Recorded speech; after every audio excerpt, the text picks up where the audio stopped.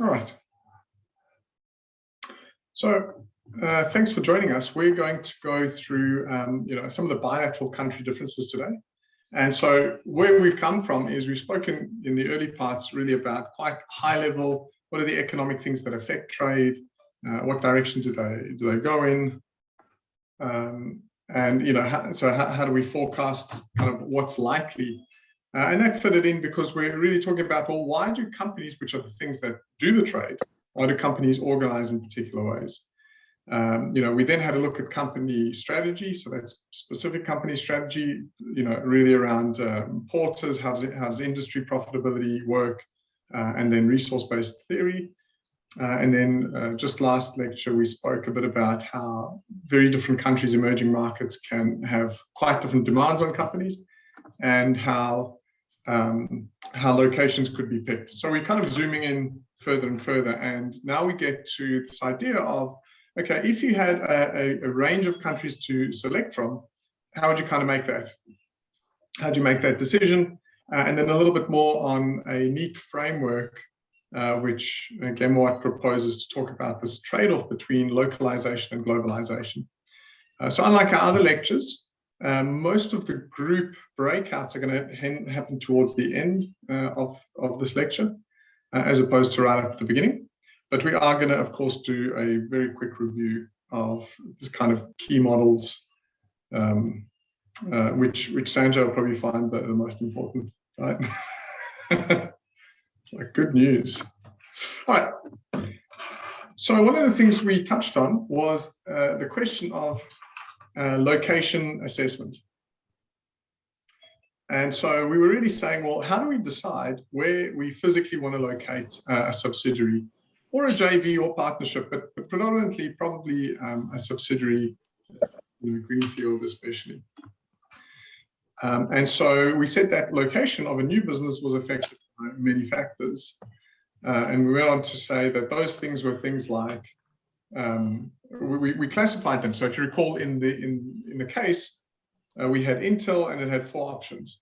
And so we said, well, you've got physical location specific things, so infrastructure, natural disaster risk, geography, and that was really a big part of the basis of where our company is going to set up, where was Intel setting up. Then the second big heading is strategic questions. Right, well, how does this work? And strategic is really risk and reward. So am I very concentrated in this geography? You recall that Intel has a rule about 40% being from the same place. And then the risk and rewards of the site. So Thailand got sort of a negative point for having big natural disaster risk, which can both be part of, obviously, physical location specific and risk and reward. Part of the nuance here is it's not super clear if 40% concentration talks about 40% in China or 40% in one city. And I think that it might be artificial to say it's exclusively, well, it's got to be a whole country or a city, because it does depend. A country like China is enormous and would cover most of Western Europe. So clearly you're not particularly going to be worried about contamination from geographical problems. In other words, if one part of a massive country has a problem with natural disasters, it's unlikely to necessarily impact the whole place. But you are going to be concerned about government rules and trade and taxation across an entire country. So there's a little bit of crossover about what does concentration mean, and that you need to make a call on in each circumstance. Block number 3 were the competitive aspects. And we use the word agglomeration. I think collocation maybe is easier. And there's some benefits to companies being co-located. So you've got better suppliers, you have probably better infrastructure. And then we said something that didn't really come up, which is it's probably more difficult for a government to intervene in a negative way if there's several suppliers in the same industry. Because if they start putting quite onerous demands on, then they risk sort of alienating more than one of you. Whereas if you're alone, you kind of more of a, you kind of bear the entire risk from political changes. And then competitive is also local demand. I think we mentioned that you can overwhelm local demand if you're all in the same place. And finally, the fourth big area is government incentives. So how much are they? When are you going to get them? What type are they? And how durable are they to political change? So those ones that are politically the most popular, so we said things like training, are quite durable, because any government coming in, it's not something they need to take back. It doesn't appeal to any particular branch of government to withdraw training, whereas substantial monetary transfers or taxation can be less durable. We also said that a country and its cities are not necessarily the same.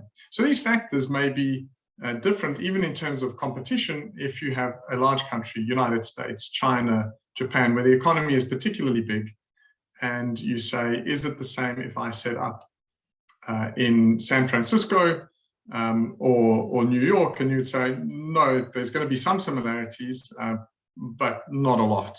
You know, they are geographically very distinct and probably economically pretty distinct. You've always got to be sensitive to what the government can offer and what form it can be offered, and what value the business creates. So in the end, one of the questions we asked is, why did Vietnam offer more of an attractive package than Thailand? I mean, Thailand is a bigger economy, they could offer more money.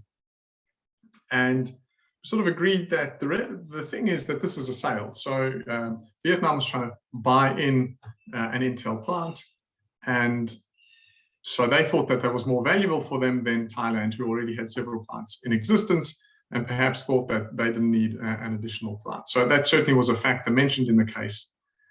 And the reality is this is a normal transaction. So this is two negotiating parties. And if you are Intel and you bring all the value, and you're Vietnam and you need all the value, you end up paying a high price. And it's probably worth it in the long run. But it's quite a normal, natural, you don't need to have a big strategic think about it. You simply go, who needs who? The other big thing we touched on was this idea of business groups. And these are the conglomerates, where you've got unrelated subsidiaries and a parent office. And Jiyoung sort of mentioned a Japanese conglomerate. You know, Vicky was talking about how do we define this more precisely. But the point that we're making is these are unrelated diversifiers.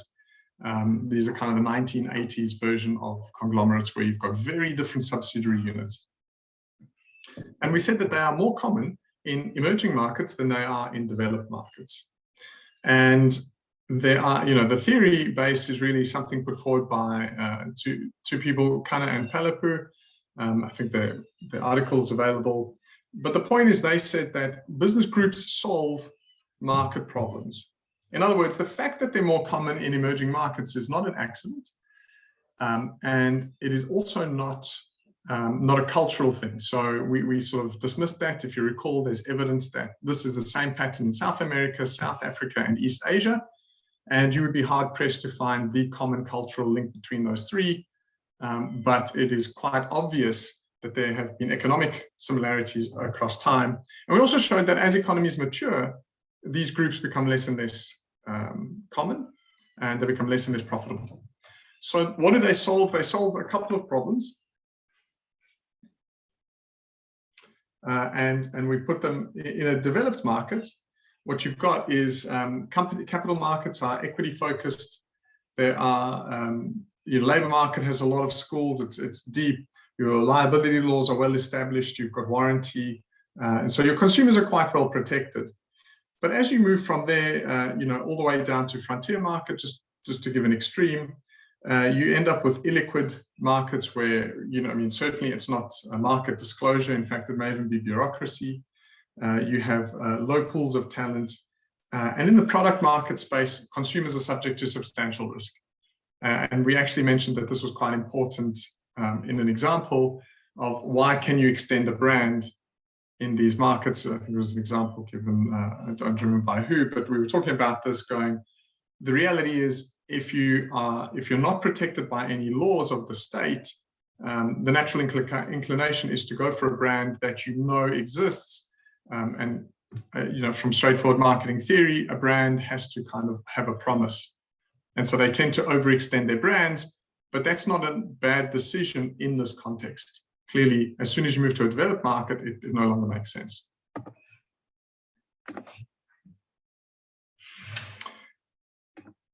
So there are substantial differences between these economies, and the firm form that survives best differs. So and Pelepu, as I said that they're market correcting. Product markets, they're offering their brand to provide security to customer. In capital markets, they offer reliable reporting and structure to investors and banks. In the labor market, they can have advantages in terms of training and recruitment. And in government regulation terms, they are large enough to withstand onerous regulation, which is often quite a feature of emerging markets. And in terms of contract enforcement, they have bigger relationships, and so they'll tend to not need the courts as much as a small firm who may rely on this on structures more than large firms. And so just in general, in emerging markets, you find that there are a lot of entrepreneurs because entrepreneurial spirit is probably reasonably evenly distributed throughout the world. But what systems allow it to grow, it tends to be ones where people can get contracts enforced, they can get paid, and if people don't pay them, they can do something about it. And so the worse the environment, the more difficult it is for these small firms to survive, the more you see dominance of kind of large conglomerates. And so we also, and this is the final part of the review, we said that there was this nice graph done by Koch and Guillen talking about the stages of market evolution. So they just said simply that there's 3 stages, just to keep it quite simple. But effectively, if you're a very undeveloped market, what's important is contacts. So that's not contract, it's contact, who you know. And effectively, that's all that matters. Technical skill is really unimportant, and sort of organizational technical nuances is definitely not important. By the time you get to stage 2, what you need to be able to do is simply manage well. So that's this generic capabilities. So in stage 2, that's the most important. Can you simply put a business together that makes sense? And by stage 3, this is developed markets. It's all about what we're talking about, resource-based theory. Are you unique? Are you differentiated? And do you exploit gaps in the market? So I think that this comes up in our case today. So yeah, interesting material. Now we're going to talk about some bilateral differences, and we're going to start with cultural differences. And as I said, we're going to go through a series of slides, and we're going to most of the group work is towards the end. So really, this is about cross-cultural literacy. And that's simply an understanding of how cultural differences across and within nations can affect the way in which business is practiced. I think the reality is that institutions drive probably more difference between countries than culture, and in terms of economic growth and business form. And we did talk a little bit last time about the great divergence from about the 15th century to the 1970s, how GDP per capita of China went from being somewhat similar to something like 25-1 different, and how that reconvergence has occurred as the institutions and the sort of economy structure has changed back to a more market-oriented, export-oriented system, back down to 5-1. So this is GDP per capita in China, where it was very similar, 1400. By 1970, it reached 25-1 versus the US, and now it's probably 6-1. So it's difficult to explain that rapid divergence and reconvergence in cultural terms. It would be a tough ask. So culture is simply the system of values and norms that are shared amongst people, and when they're taken together, they are a system that people understand, they share between. And obviously there's a lot of determinants of culture, both religion, social structures, languages, education, philosophy. And so the social structure is the basic organization. And I think there's 3 dimensions to really consider here that make up how would you characterize the social organization? So firstly, you've got this idea of individualism as opposed to collectivism or group orientation. You've got another dimension, which is the extent to which there's class stratification. And then another dimension, which is how tight or loose are the norms. We're going to go briefly over Hofstede's characteristics. But Hofstede is really talking about what are some dimensions that can be measured. And I suppose they talk a little more narrowly about if you investigate individuals, whereas these three are broader perspectives of a society. So what's interesting about tight and loose is, and let me just give you an example, a culture, or a society like Japan tends to be, that would be on the tight end. And what that means is that cultural norms are well understood and well observed by all the individuals in the society. And anyone who's visited there would agree that that tends to be quite homogenous. It's very clear what is not acceptable and what is acceptable. And this is observed by a lot of people. On the other end of the extreme, you've got countries like Australia, United States, Britain, where there may be cultural norms, but it really is quite acceptable for people to do whatever they want. And so that's considered to be a loose arrangement. There's very little penalty socially or otherwise from not conforming to what norms there might be. And so you actually see there's some interesting research about it. But maybe for us, from a business perspective, one of the more interesting features of that is you tend to see higher patent production in loose sort of societies that are characterized by loose adherence to norms. But societies that have higher adherence to norms tend to have higher efficiency scores. So United States, world's biggest economy, would be definitely on the loose end of the extreme. China would be certainly less extreme, and we're not really going to debate where exactly. Japan, number 3, is definitely very tight, and Germany is also at the tight end of the spectrum. So this doesn't really talk about GDP per capita, but it is interesting that you do tend to get more patents out of those societies. So just to go back to individualism versus collectivism. So individual, just as the definition, there's individual achievement and entrepreneurship. Higher staff turnover tends to be a feature, and a lot of individual decision-making, whereas collectivism is characterized by a lot of cooperation, teamwork, and lifetime employment. So my question to you, we're not going to go into groups, but just asking is, what are the kind of economic growth implications and government implications? Where do we expect less growth, more growth? Do we think that growth affects this or this affects growth? Which system produces efficient governments? Let's not worry about value judgment, but effective governments that get laws enforced. Some ideas. I think a Singapore government is definitely like the efficient. But in terms of like individual and then group, I'm not really sure like the which one Singapore will fall into. I mean, from my experience in the last 1 year and 8 months, I think that Singapore is a bit up. I mean, somewhere between individual and group. But for Japan and Korea, it's more like the collective and also like the group culture. So I think that those two countries have been quite successful with that culture in terms of like the economic growth in the past. And I suppose it's a relationship between how far you balance between these. So I look at like individualism and entrepreneurial spirit, and the idea of, if I flip the collectivism around creativity being suppressed, I see that maybe as a negative thing when you're maybe trying to direct volatile markets and uncertain times. So it feels like, and how far does one collectivism go towards what we were talking about a little bit last week around socialism and communism, and like, I don't know, like they all start to kind of link a little bit for me. So yeah, I think somehow I'm not answering your question, Nicholas, because I'm saying somewhere in the middle.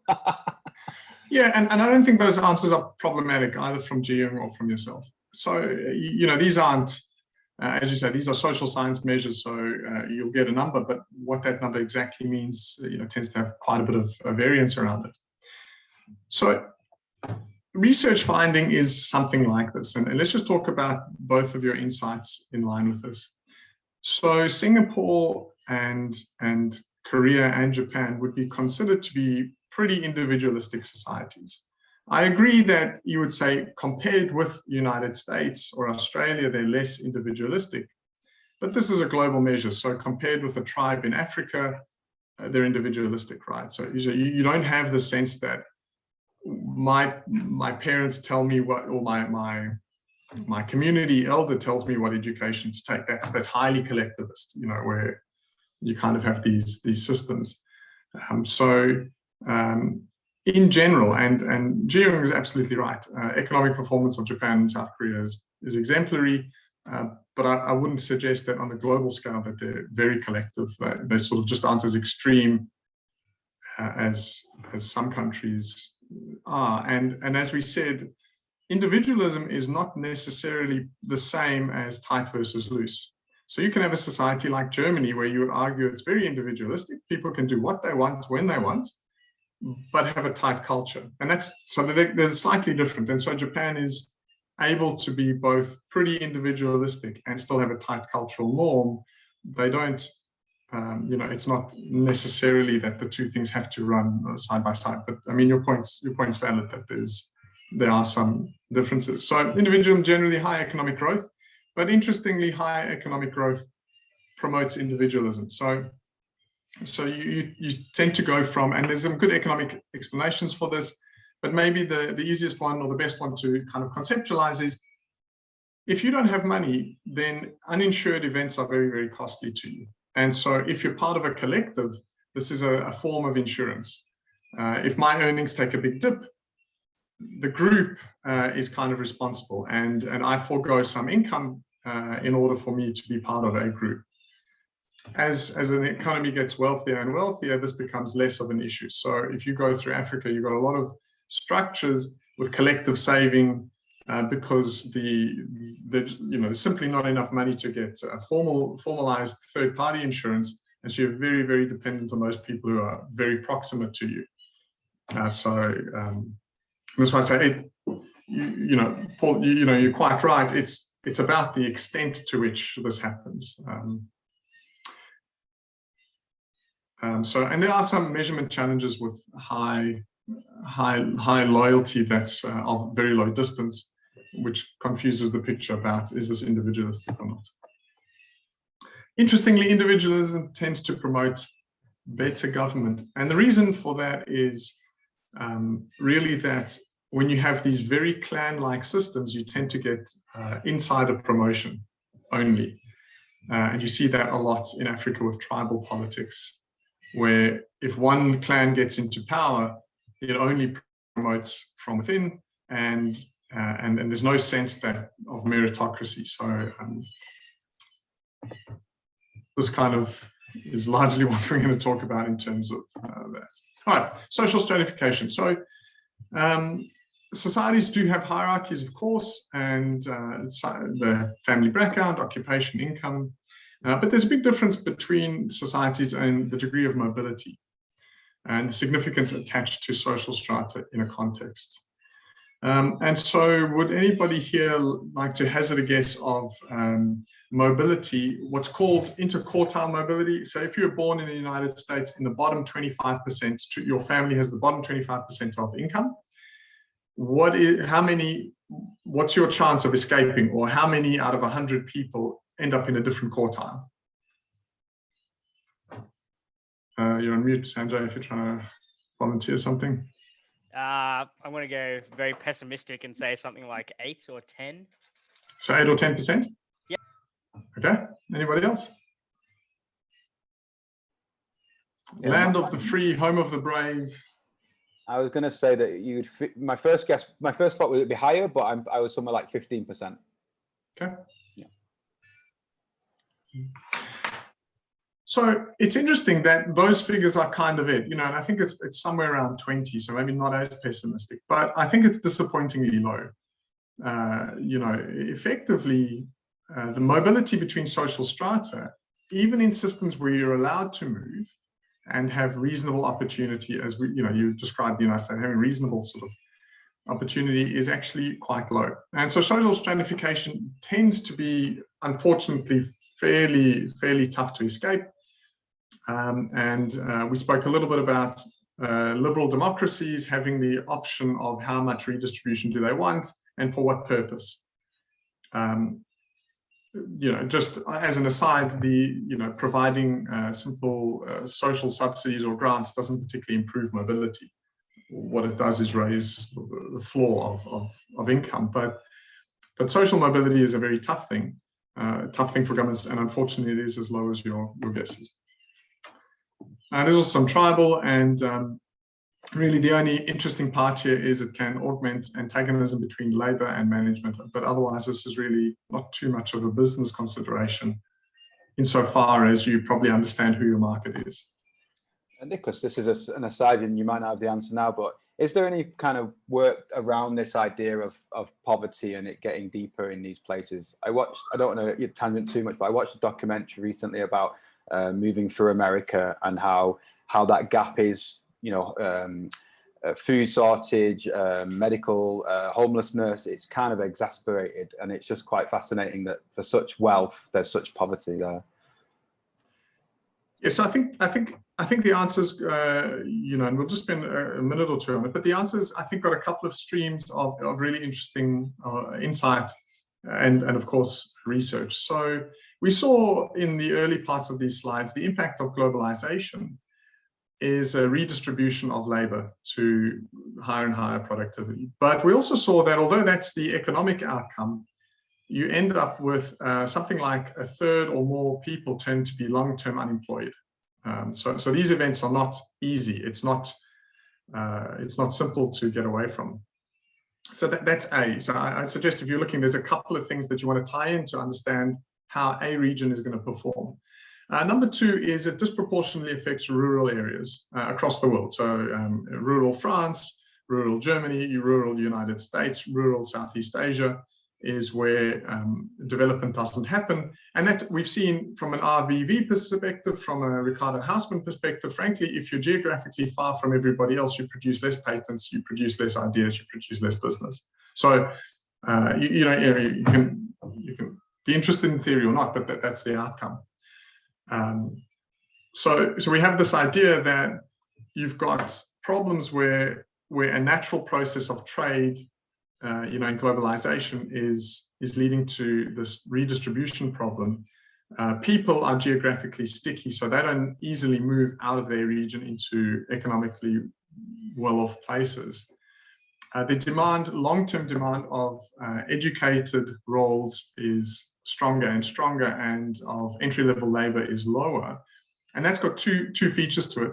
One is that, as computer sort of processing power keeps becoming cheaper, it becomes more and more easy to do more and more complex tasks automatically, and that's cheaper after a few years. So that's one big challenge. And two is the jobs that you create then tend to be more and more sophisticated. And then three is the process of globalization offers people who have lower income expectations an opportunity to take jobs.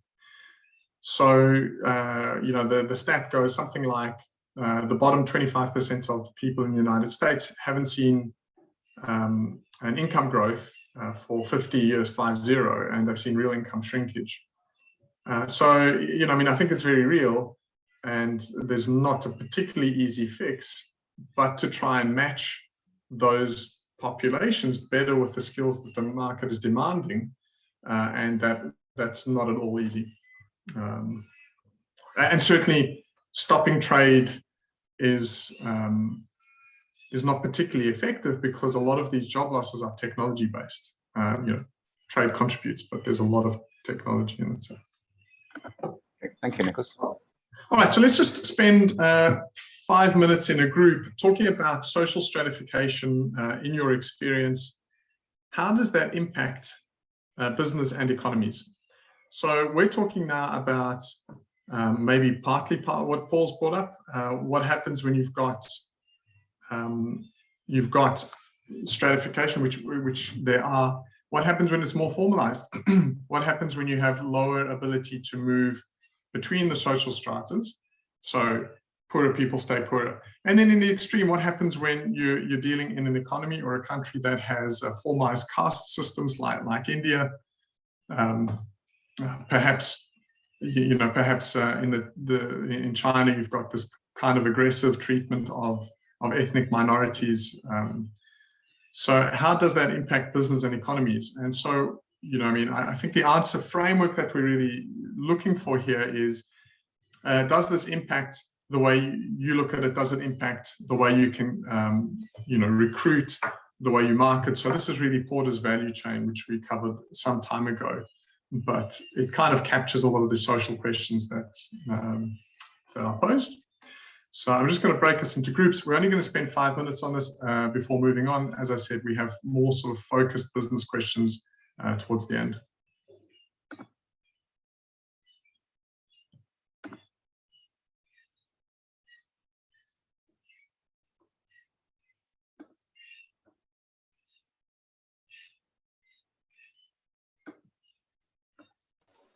I'm not in the group. No worries, nobody is yet. So Impatient want to get into your group. the excitement. Okay, perfect. The group should be open now. And as I said, it's going to be 5 minutes.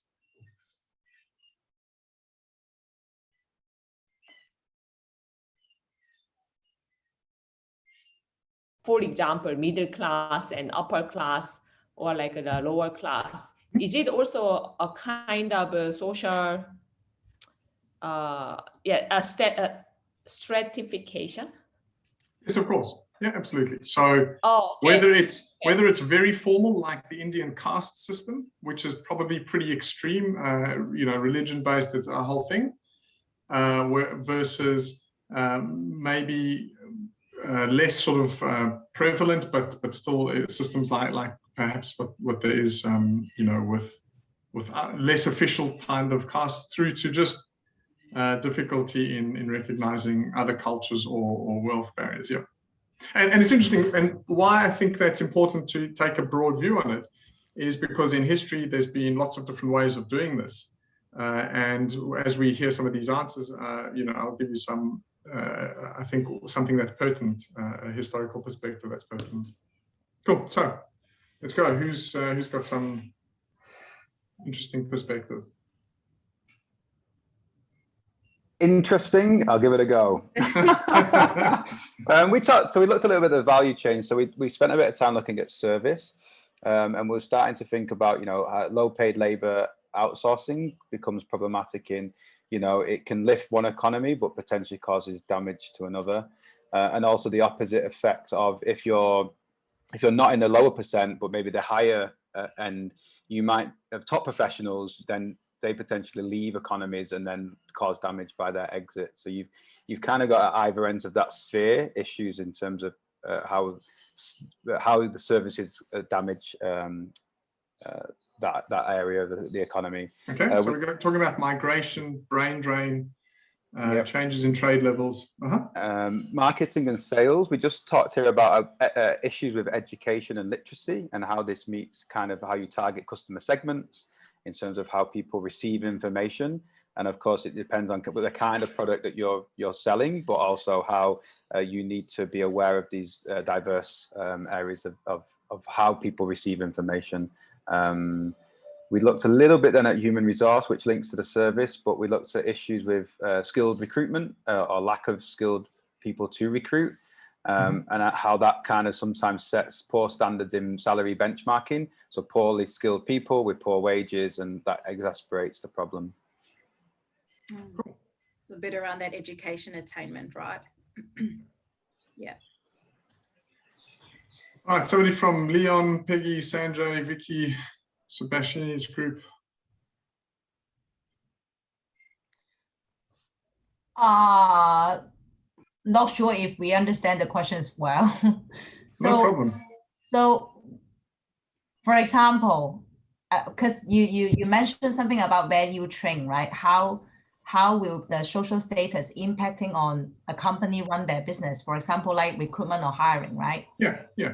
So I'm thinking of, for example, like United States, the social status is being defined in a very clear sense. So basically, for those in the upper class, they have more access to education or healthcare, especially for the insurance cover, right?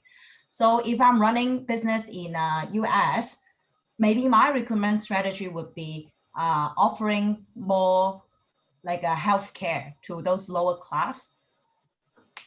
Yep. So great idea. Yep. To provide a better environment or healthcare. So yeah. Yeah, absolutely. That's all I could think of.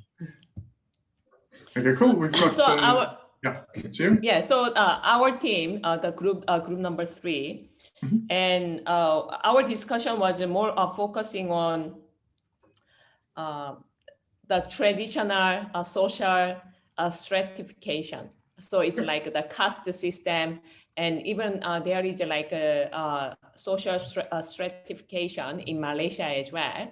Yep, and then absolutely. we were kind of like reached to the conclusion that I mean those systems may have an impact on the business, but not that much. However, social like stratification by wealth. So for example, in India, the range and kind of like the range and the breadth of middle class is getting bigger and bigger and larger and larger. And they have the maximum, kind of like they have a very strong purchase power. So the organizations, I mean, the business organizations, like the strategy is how to attack and how to target those like the middle class people, for example. So in that case, social stratification has a huge impact on the business. Great. So let's just cover, and again, so I'm quite happy there's quite a diverse set of ideas here. So we've got from, Vicky saying, hold on, here's a way of dealing with it, which is right. You kind of go, we can do something when we recognize that an environment has social stratas. Then from an HR perspective, we can particularly target groups that may be very sensitive to, for example, non-pecuniary benefits. Here's some healthcare benefits. I think I agree, Jim, that in the short term, it's probably not particularly competitively important.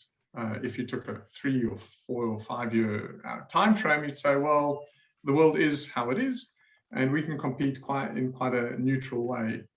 But I'm going to come back to the India comment. And then obviously, as Paul was saying, you've got definitely some marketing sort of tweaks and skills recruitment. But I suppose let me put like a societal perspective. So this is now higher level than us saying, well, how can we solve it? One of the big pernicious challenges of social stratification is that it marginalizes people in a way that can make talent invisible.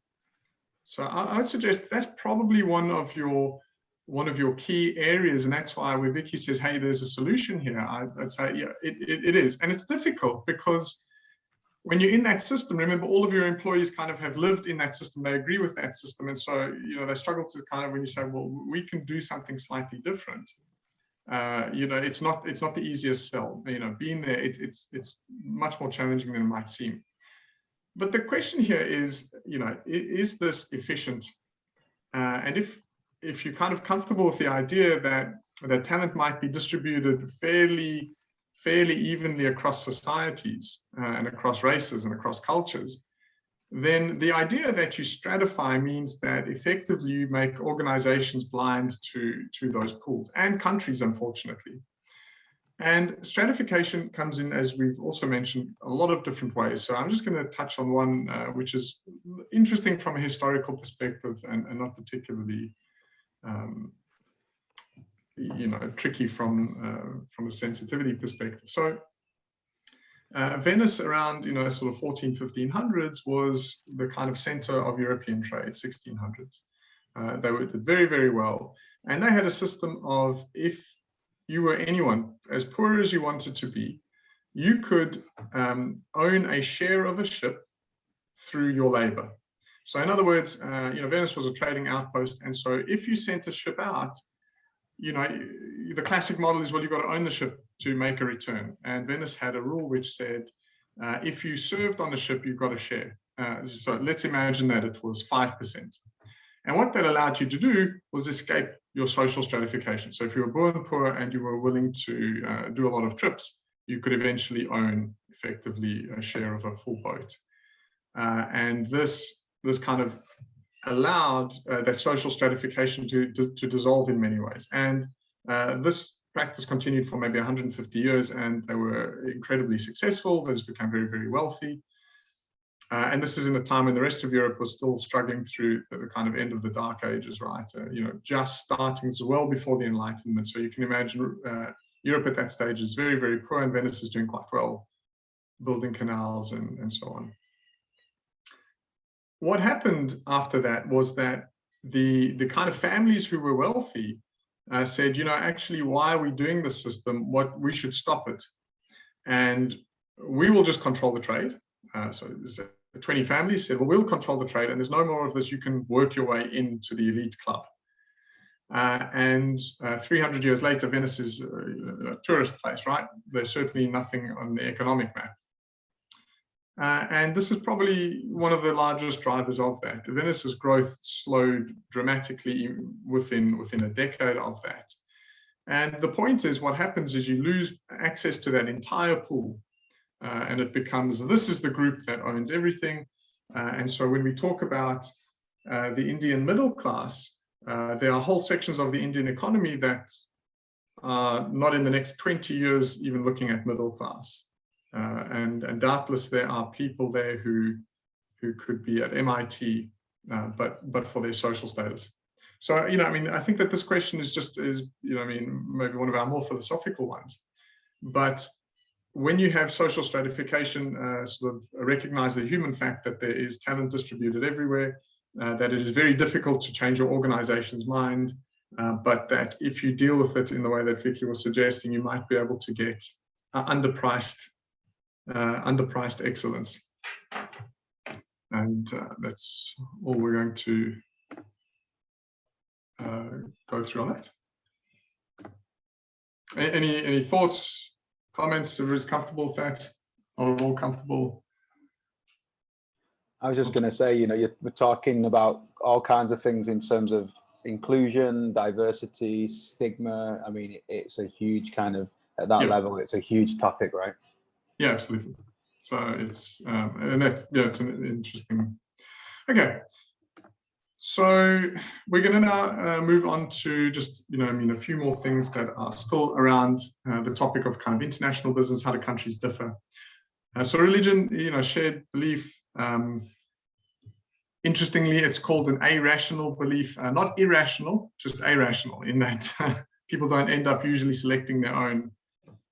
This is kind of handed down. Here's some interesting numbers just in terms of the size of religions. And I would simply say that these can have impacts on business practice and laws. Now we turn to Hofstede, and Hofstede had these kind of 4 dimensions. He said there's a power distance, there's individualism versus collectivism, uncertainty avoidance, and then something which is probably a bit out of date today, but an idea of masculinity versus femininity. If you can believe that was his published research. And then in later years, he kind of added this vague dimension of Confucianism. I'm calling it a problematic dimension, not because people who follow Confucianism are problematic, but this dimension is kind of this soft, maybe constructed thing. And really, the challenge with this, and maybe with the body of work, is Confucianism was defined by Hofstede as partly long-term orientation, thrift, and hard work. And Max Weber, who was a philosopher around the 19th century, defined the Protestants as having thrift and long-term orientation and a great work ethic. And so I think it's problematic to kind of label a culture where institutions are driving a particular type of behavior is one thing, and Confucianism obviously gives it a very particular location in the world. And I think we should probably be as uncomfortable as this as if it was called Protestantism, which would also feel kind of quite awkward to identify a particular group of people as being hardworking, where that may be actually just a mix of institutional issues. Obviously, masculinity and femininity was defined as expectation of aggression, male stereotype behavior. As I said, Confucian dynamism was persistence, thrift, reciprocation. Power distance was this idea of, how do hierarchies influence participation, and individualism versus collectivism, we've discussed. And finally, uncertainty avoidance, tolerance of ambiguity. I'm not saying that none of these exist. I mean, they are sort of testable. And I think if you deal with a lot of different cultures, you'll certainly notice that the people do behave in ways that you could stereotype. I'm not sure that the suggestion here, or my experience, is not that you can construct business models around this sort of insight. It's clear if you deal with a French firm like Renault or Peugeot that there are very big cultural differences between the French and the Germans. If you dealt with VW, there's no doubt. But I would suggest that the fundamental rationality of business, resource-based view, transactions are largely not affected by this. Although perhaps when you're dealing day to day in a negotiation, and just with an understanding of how decisions might be made, these can be quite useful. So here is culture in the workplace. This is an extract from Hofstede's work, and you can see these kind of scores on everything from long-term orientation to masculinity. And as I said, I think nowadays this sort of research is useful really if you're talking about day-to-day interaction, but I'd suggest that from strategic level, it's probably not particularly used. So there's certainly no empirical evidence that these drive any outcome or economic growth. There is evidence, and I've provided an article, that the measures are pretty irrelevant to individuals in diverse companies. So you can have diversity in your workplace that is testably, does lead to improved outcomes over long periods of time, not short term, but long term. And so they're probably of interest when running business in countries, as they reflect norms of business and staff, but not particularly strategic. Something that is a little more testable is this concept of trust. And I asked a question in the readings. Not too many of you, replied on the question. So I don't know if it's because the reading wasn't exciting enough, or because you need to allocate some sort of marks or incentive to providing replies. But trust actually has two dimensions. And the first dimension is the one of deterrence. And the second one is benevolence. And I think when we look at trust like that, it allows us to kind of suggest that there are actually state things that can happen to improve trust. So, Ji Yoon was talking about Singapore, and I would suggest that trust levels could be measured to be fairly high in Singapore. And that's probably a dimension of the state. And this first dimension of deterrence talks specifically to state capacity. So if you believe that you can enter a contract and it will be enforced and the other person cannot renege or steal your stuff with no consequence, you tend to behave in a way that could be characterized as more trusting. That doesn't need to mean that you believe everybody is benevolent. So you don't have to say, well, I think that these people are good people. All you need to do is say, I believe that my transaction will complete. And why this is important is it actually forms the basis of technologies like Bitcoin, cryptocurrencies. Because what you're able to do in those is kind of provide a third-party verification that transaction elements are complete. And that is kind of the big goal of cryptocurrencies, is that you can have complete validation. And that is why Bitcoin, while speculative, has this kind of persistence of value, because you can actually audit the fact that only X many can be created. And as soon as you've got that, you don't need benevolence, you can still trust in something. So I would suggest that states can do a fair amount to improve this, if they so choose. Trust is stable, multi-generational, interestingly, so it doesn't move around much. History is important. Countries with high historical slavery will spend 100 years with lower trust levels, 200 years with lower trust levels versus their immediate neighbors. So if you measure Ghana versus Nigeria, you get different trust levels. Conscription also tends to reduce trust. Inequality reduces trust. Government legal strength, obviously, as that increases, it improves trust flowing directly through this deterrence mechanism. And obviously, corruption decreases trust. So trust is an interesting dimension. And also trust can be learned. So if you have multiple gains, in other words, if you do multiple transactions, you tend to, you can build rational trust. In other words, if you and I have to play 100 rounds of a game, we end up figuring out what's a way that is mutually beneficial. So that it is quite possible. Fundamentally, more trust leads to more growth. So Hofstede is very interesting and it's fun to watch videos on him. But there's no real data that says that it means anything in terms of outcomes. Whereas trust, higher trust leads to higher growth in economies. It leads to more human capital accumulation through more schooling, which is a really interesting finding, better compliance with laws, higher investment levels, more trade, and lower regulation. So actually trust in societies, good governance. I speak a lot about institutional quality. This is very, very important on many dimensions. Even the changes in trust offer an insight to growth. So this is a very complicated sort of method that these authors used, but what they really looked at was did trust increase or decrease over time, and could that be mapped against income? And as you can see,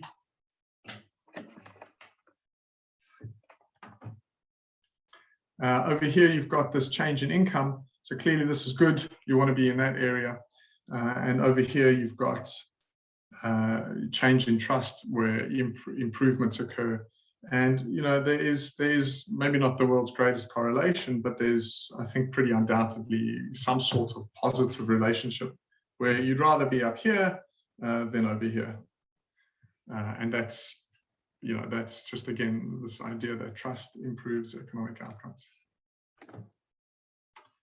Social capital is, has trust embedded in it, and it's an informal norm of cooperation and reciprocity that extends beyond your immediate family.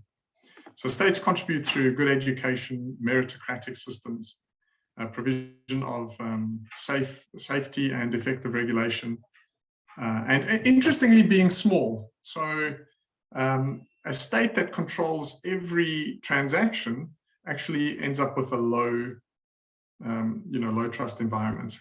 There's no deterrence, there's no benevolence, there's kind of nothing. It's all out of your hands. So, you can measure social capital through some measures. They're all quite complicated to measure. Things like civil society, how much premium is there on mergers. And I provided you with an article about Japan, United States, and China. Did that get widely read? Does anyone have an idea of Japan versus US versus China trust levels? Yeah, China 0, Japan 50, and US is around 70 or 75. Yeah, so it's interesting that Fukuyama argues in his article that you actually have United States and Japan being somewhat similar, and Germany have higher trust levels, and China, this is around 1995, had relatively low levels of trust.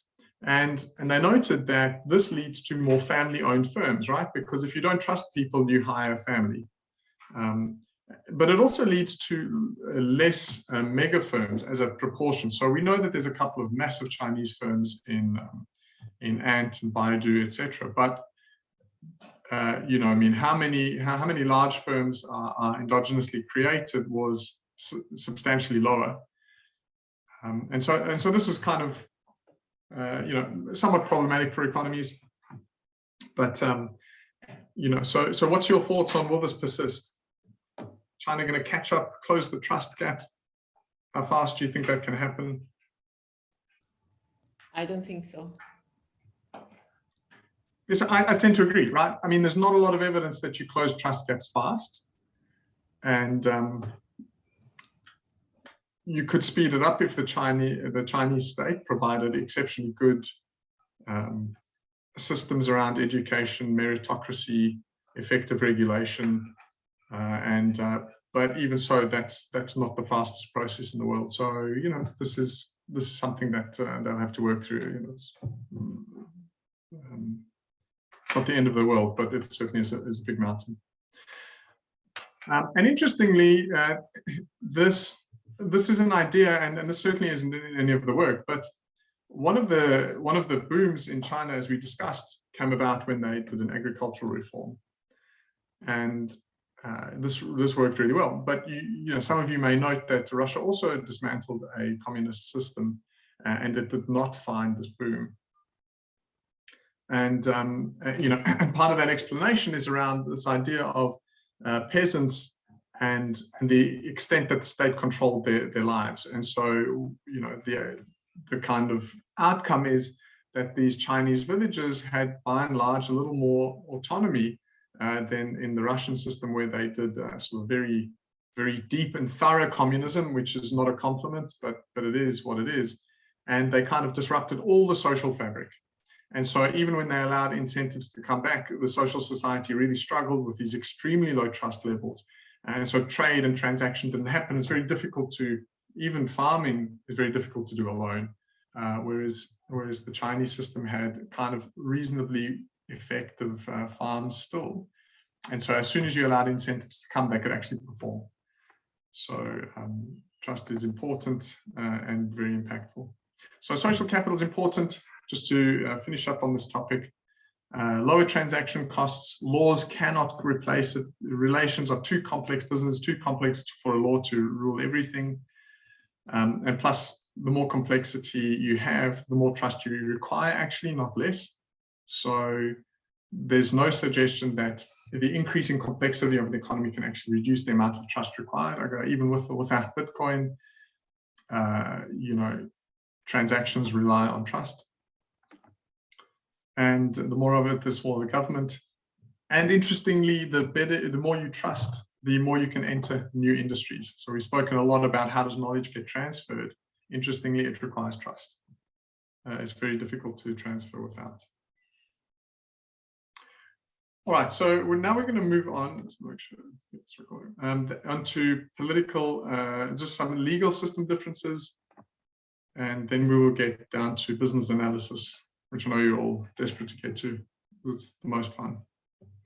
So there's a couple of types of legal systems. You've got this common law legal system. So Britain is kind of the exemplar, and what you have is you don't need such a heavy constitution. In fact, it's kind of pretty optional. What you do have is judges make rulings, and those rulings are used for future judgments. So the law is kind of a little more abstracted. It's not so detailed. Judges make decisions based on their understanding of the law, and then future judgments use those precedents. So fundamentally, common law has a judge making decisions, and those decisions getting carried forward. There's some flexibility, therefore, because if the decision no longer applies, a future judge, maybe many years in the future, can work with that. Civil law tends to have very, very detailed laws.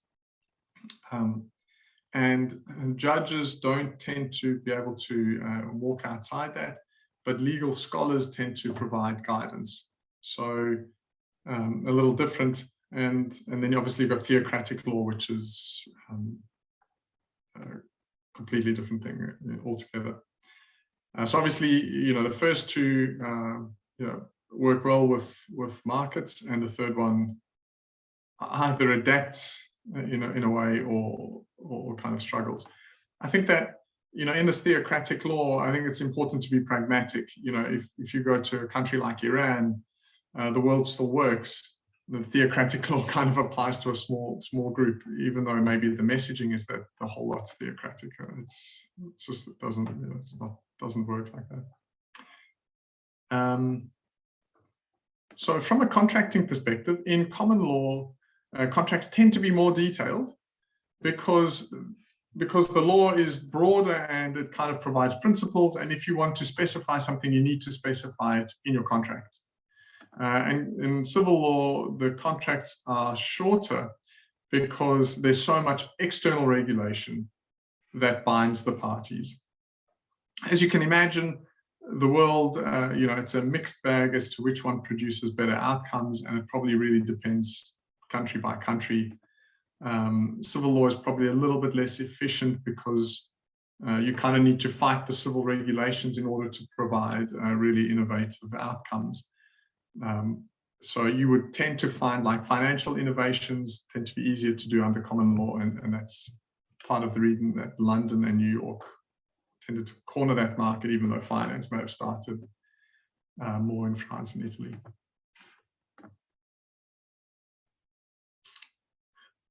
All right, now we are getting to this idea of assessing attractiveness of countries. And this is kind of where we get onto, all right, how do we apply these differences that we can note, and that may be very interesting, but how do we assess those differences? You know, how do we use a framework to assess them? And we're going to do a few more breakouts, and then we're going to aim to really kick off our case in just under an hour. So we start with a bombshell statement that countries are different. And we've noted cultural and economic differences. But the question is, well, okay, we've got all this theory, we know there's these really important differences between them, but does that matter to business? And, you know, functionally, there's two levels of this analysis. So you've got direct, which is hard items that we can measure, and then indirect, which is how different is this going to be from what we know? So our direct analysis that we've already covered are things like Porter's 5 forces. So you may, when you're going to a new country, you need to do a Porter's 5 forces for the new country. And as you've seen, it's not necessarily about huge amounts of information, but about making decisions as to these various things. What direction do they point in? So in each country, that will be different. And then we covered the location fit in our last lecture about where do you want to locate. So these are our direct analysis. They don't really worry about the differences between countries specifically. They talk about the country itself in an absolute term. We also know, though, that the knowledge and proficiency that our company has generated, whichever company you're in, is set around competencies and resources that are not infinitely stretchable. So when you know something well, you know it well, and that knowledge will perform very well if the environment is exactly the same. So we saw that graph which showed that the higher your diversification stretch, the lower the marginal returns. So initially it's quite good, and as you get further and further away from your core, those returns tend to look weaker and weaker. And we also said that that distance can be either more, you know, I mean, countries that are less and less like us, or products and markets, services that are less and less like our core products. And so we've got this idea that we can tell something about our destination country. But what we've really got the idea fundamentally in this course is that that's only one part of the answer, because you need to know your own country before you can decide how attractive the next country is. And if you just analyze the other country, then everybody would have the same analysis. Let's assume everyone's equally smart and you guys get employed in all competing firms. But as we know, that's not how it works. It's very important to understand one's own company. So if you recall this graph, we showed that you know, there's this curve which talks about how performance goes, and it just happened to be US companies in this example. But as you go from related country to related degree of internationalization, you had this positive performance curve. And then as you started to go unrelated, you struggled because it became difficult. Whereas what often happened with German companies is you went to unrelated companies, more unrelated companies, and even more. And we said, look, it's just the shape of the curve that's very important here.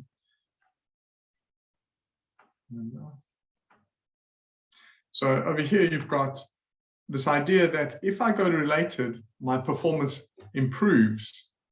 And as I go through unrelated, it's actually quite difficult, especially initially, but I might learn my way out of the problem. And so new markets and new products are things that a company needs to do. That was our takeout. So the more distant the country, the more dissimilar to us the country, the more difficult it's going to be.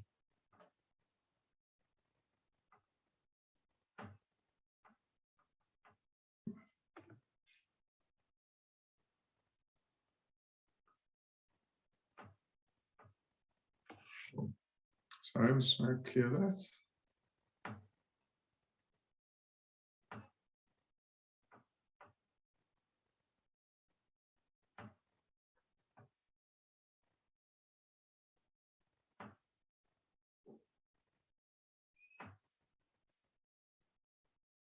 Is that gone? No, still not.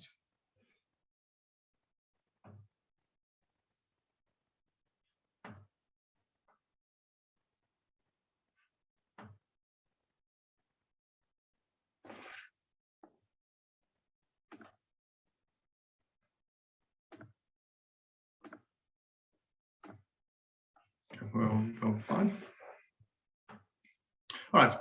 And so the insight is that distance matters, right? The less related, the more difficult it's going to be. So I now give you this graph, which is a graph provided in one of the Gamma White articles. And this talks about Walmart's margin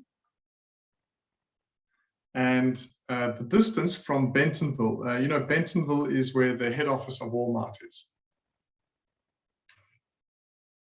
Yep. So what you've got is this really odd correlation, right? You might even say that this must be chance. But here's a really interesting problem. The guys who are close to head office, they performed well. The guys who are far from head office didn't perform well. And, so UK is somewhere in the middle. So we're going to do a breakout here. And I'm going to leave this chart up. But this was kind of the foundational problem. What is a likely and an unlikely explanation for this?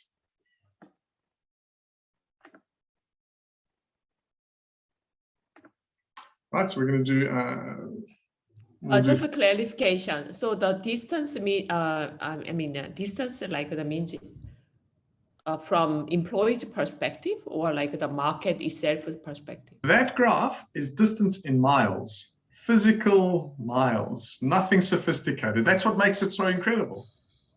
They drew that graph based on how far the crow would need to fly between branches.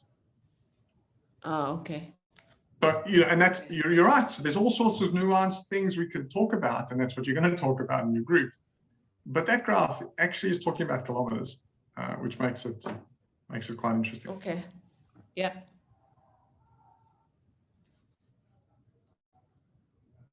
5 minutes.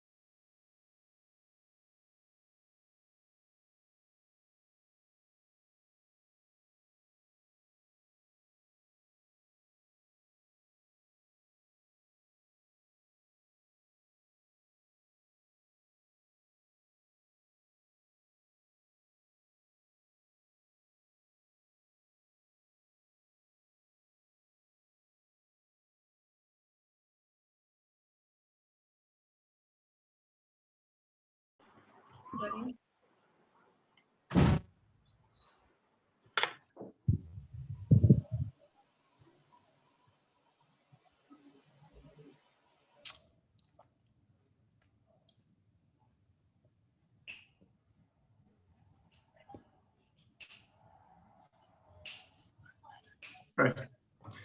Okay, let's have some ideas.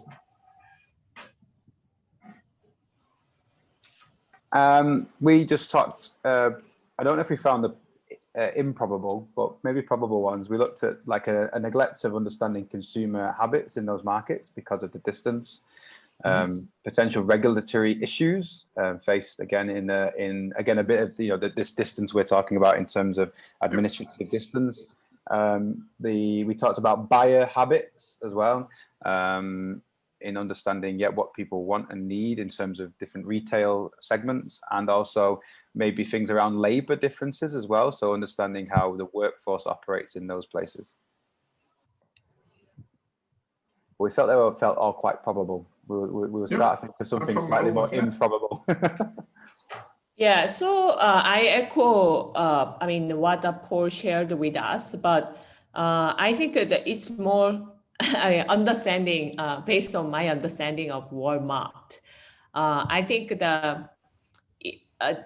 Walmart didn't really have to have a high level of adaptability to the market in a country near to a Walmart headquarters. But obviously, in China, South Korea, Germany, the high level adaptability in the business is required. But I think the Walmart did not really customize their approach, operational approach, and business strategy in those markets. So that's why the margin is quite different.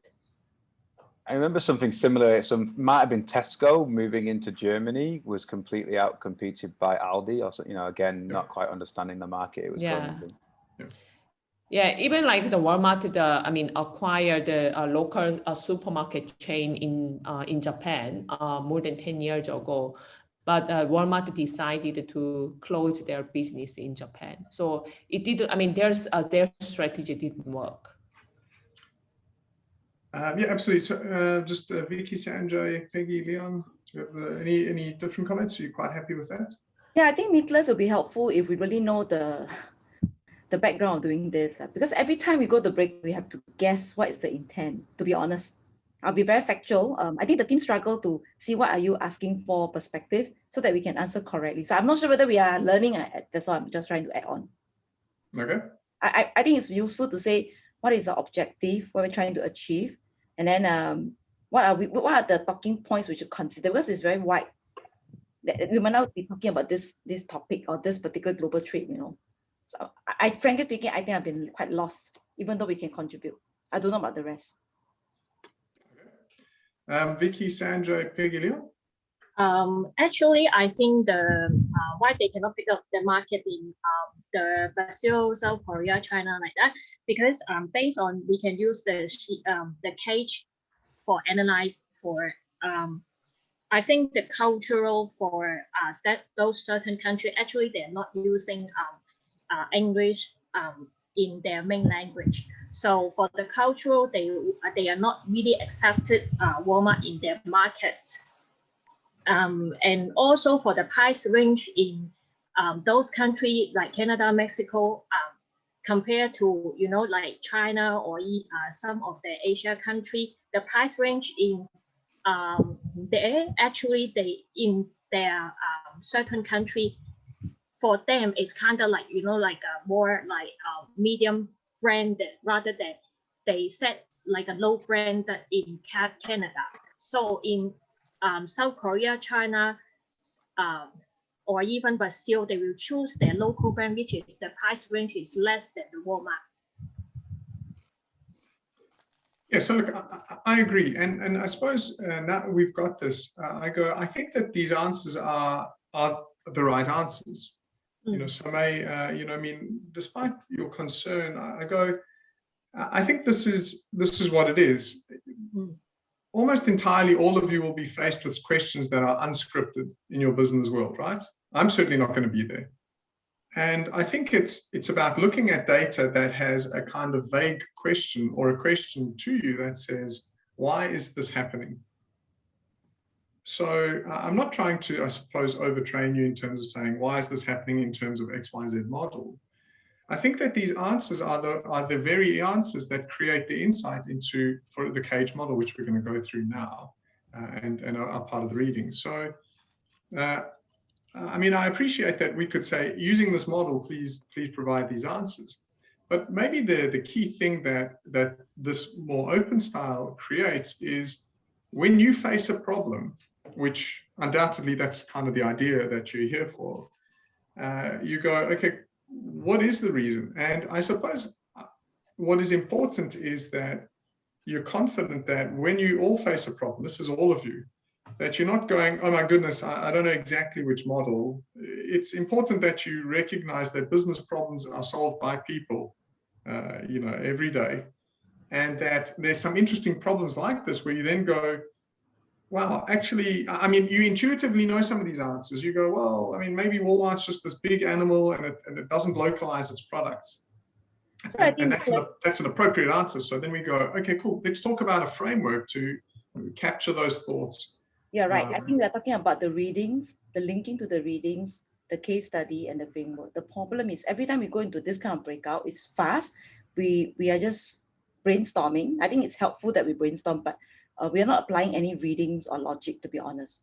In business world, we have assumptions, we have strategy, we have a goal, right? We have a mission, but it doesn't relevant to our readings. Perhaps if you can say this is relevant to which readings or which topic we are aiming to go into which, then it helps us to think around that direction.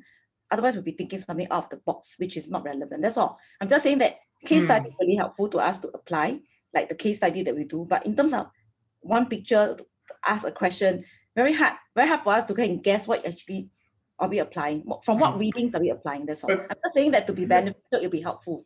No, I understand, but I think you need to hear what I'm saying as well, which is I go, unfortunately, this is more like the problems. You're right, businesses have strategies and game plans, but strategic lock-in is probably as big a problem as anything else, where you go, I have some data that I don't like. So, you know, Walmart knows this, right? They had this graph. There was no problem with that. They've got graphs everywhere.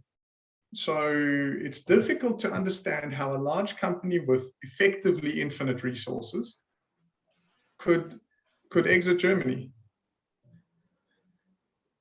right? I mean, it's not that they didn't know this graph existed, but their fundamental ability to kind of say, geez, what is going wrong here, you know, was the challenge. So, I mean, I'll endeavor to kind of maybe provide slightly more guidance, but I think it's fairly, it's more of a decision that this isn't, I'm not trying to say, cool, here's a model, here's a picture, but I'll take your point and maybe we can get everybody's opinion, not right now, because it's, you know, we're going to run out of time, to say, should we be a little more, this is a model, please interpret. But, you know, I'll ask the question maybe by email and I'll get some. But I think each one has a different learning style, and I don't know. I mean, I quite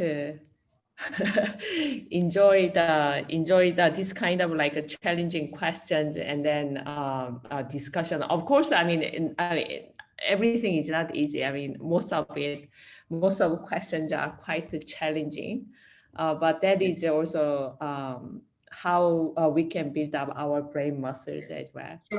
What I'll do is I'll send an email to everybody, and you'll all be able to just reply to me saying, you know, could we get a little more framework or a little less framework? But no, it wouldn't be possible to kind of, I think, deliver a master's level thing if I gave you a framework each time. And then I'll take on board the comment about the readings. I'm not super sure, but you and I can take that offline if you don't mind, so we don't sort of interrupt more of the time.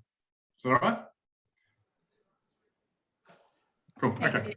Yeah. Nicholas, you might touch on this, but I'm super interested in. I used to work at, when I was a young student, I used to work at Asda, which was owned by Walmart, and they seem to have an interesting strategy around for a long time, it still felt like the same old Asda that everybody knew in England. And I think it becomes something that was very incremental, becoming a more Walmart brand. And I wonder if that was misleading them as a strategy in other countries as well. Yeah, so I mean, here you can see that the UK, and I think we've identified the reason. You've got common customers, common language, you know, it's a kind of a lot of legal similarities, and that worked. Look, this is not a unique Walmart problem. So an Australian chain called Bunnings, which is part of, I think, the Masters stable, sorry, Wesfarmers, went to the United Kingdom about a year ago, 2 years ago, bought all of these stores, and last year wrote off $1 billion with a the home base, right? Home base acquisition. Yeah. And I mean, so, you know, I think that this is very relevant stuff. You go, Bunnings makes, or Wesfarmers makes more than $1 billion a year. So, I mean, this is a huge company with massive resources. And I go, you know, if they looked at the graph, they'd say, geez, this is not going to be a walk in the park. Otherwise, they wouldn't have written off $1 billion of shareholder value. It's a huge number. You know, it's not unamenable to some calm sort of analysis of what happened to them. And then Walmart, sorry, just to end off the story, but Walmart also bought a big entity in South Africa for a lot of money. And what's been interesting is they have struggled to generate anything near the returns in that market. And, you know, fairly Americanized, but the supply chain challenges they've come into, you know, which it talks about the economic and geographic problem, have been enormous. So that's been, you know, I would suggest, a disastrous acquisition. So there's a key relationship between the similarity of markets and the relevance of strategic decisions. So the more dissimilar, as we've said, the less relevant the central firm decisions are. In fact, one of the incredible stories about Walmart here is they were selling American NFL footballs in Brazil for a while. You know, they never sold a unit. And for 5 years, the trucks kept driving with more of these footballs because somebody in, you know, Philadelphia said, or Bentonville said, no, but we sell a lot of these in this season. And it seems incredible as we sit here, but that's actually the things that these megacorps end up doing. So it's not that you need to have a crystal ball or some incredibly sophisticated. You go, you know what would be wonderful? Fly down to Brazil, walk around, you know, have a look at your competitors and adjust.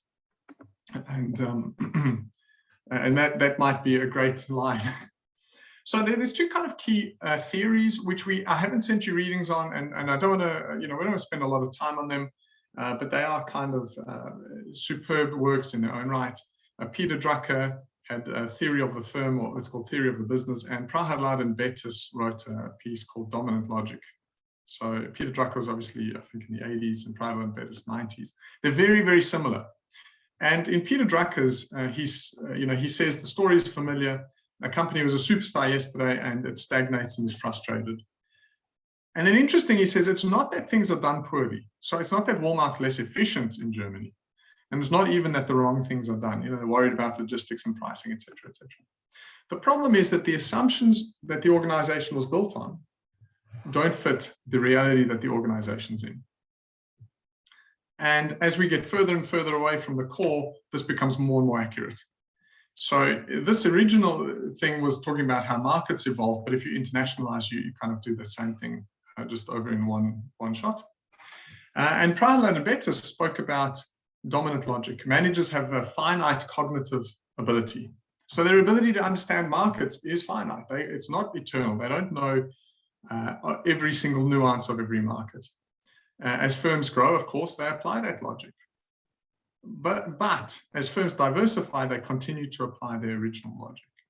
And so this concept kind of talks to this problem of diversification of a firm, because executive management simply cannot contain all the skills required to compete and win. And this is not a new idea we're introducing here. It is, I suppose, a theoretical basis for some of the work we've already covered. Why do returns reduce as we diversify? Why does resource-based theory predict that our returns aren't going to be as good the less central a thing is? And here are two kind of excellent pieces of work that were the precursors to the kind of more detailed stuff we've done now. Okay, I have a question. Yep. So I think like a lot of organization, I mean, has a kind of like a tendency to fall into this kind of problem. So what is the best way to avoid this kind of issue? I mean, the same mistake like the which Walmart made. Oh, Jung, that's a a question that is worth an enormous amount of money. You've got Marks and Spencer opened businesses in Asia, and then they fell out. In the coming two lectures, we talk about this concept of the autonomy of a subsidiary. And I would suggest that that is the most important balance to get right. So, I think that it's tempting to think that what you should do is try plan it better from head office.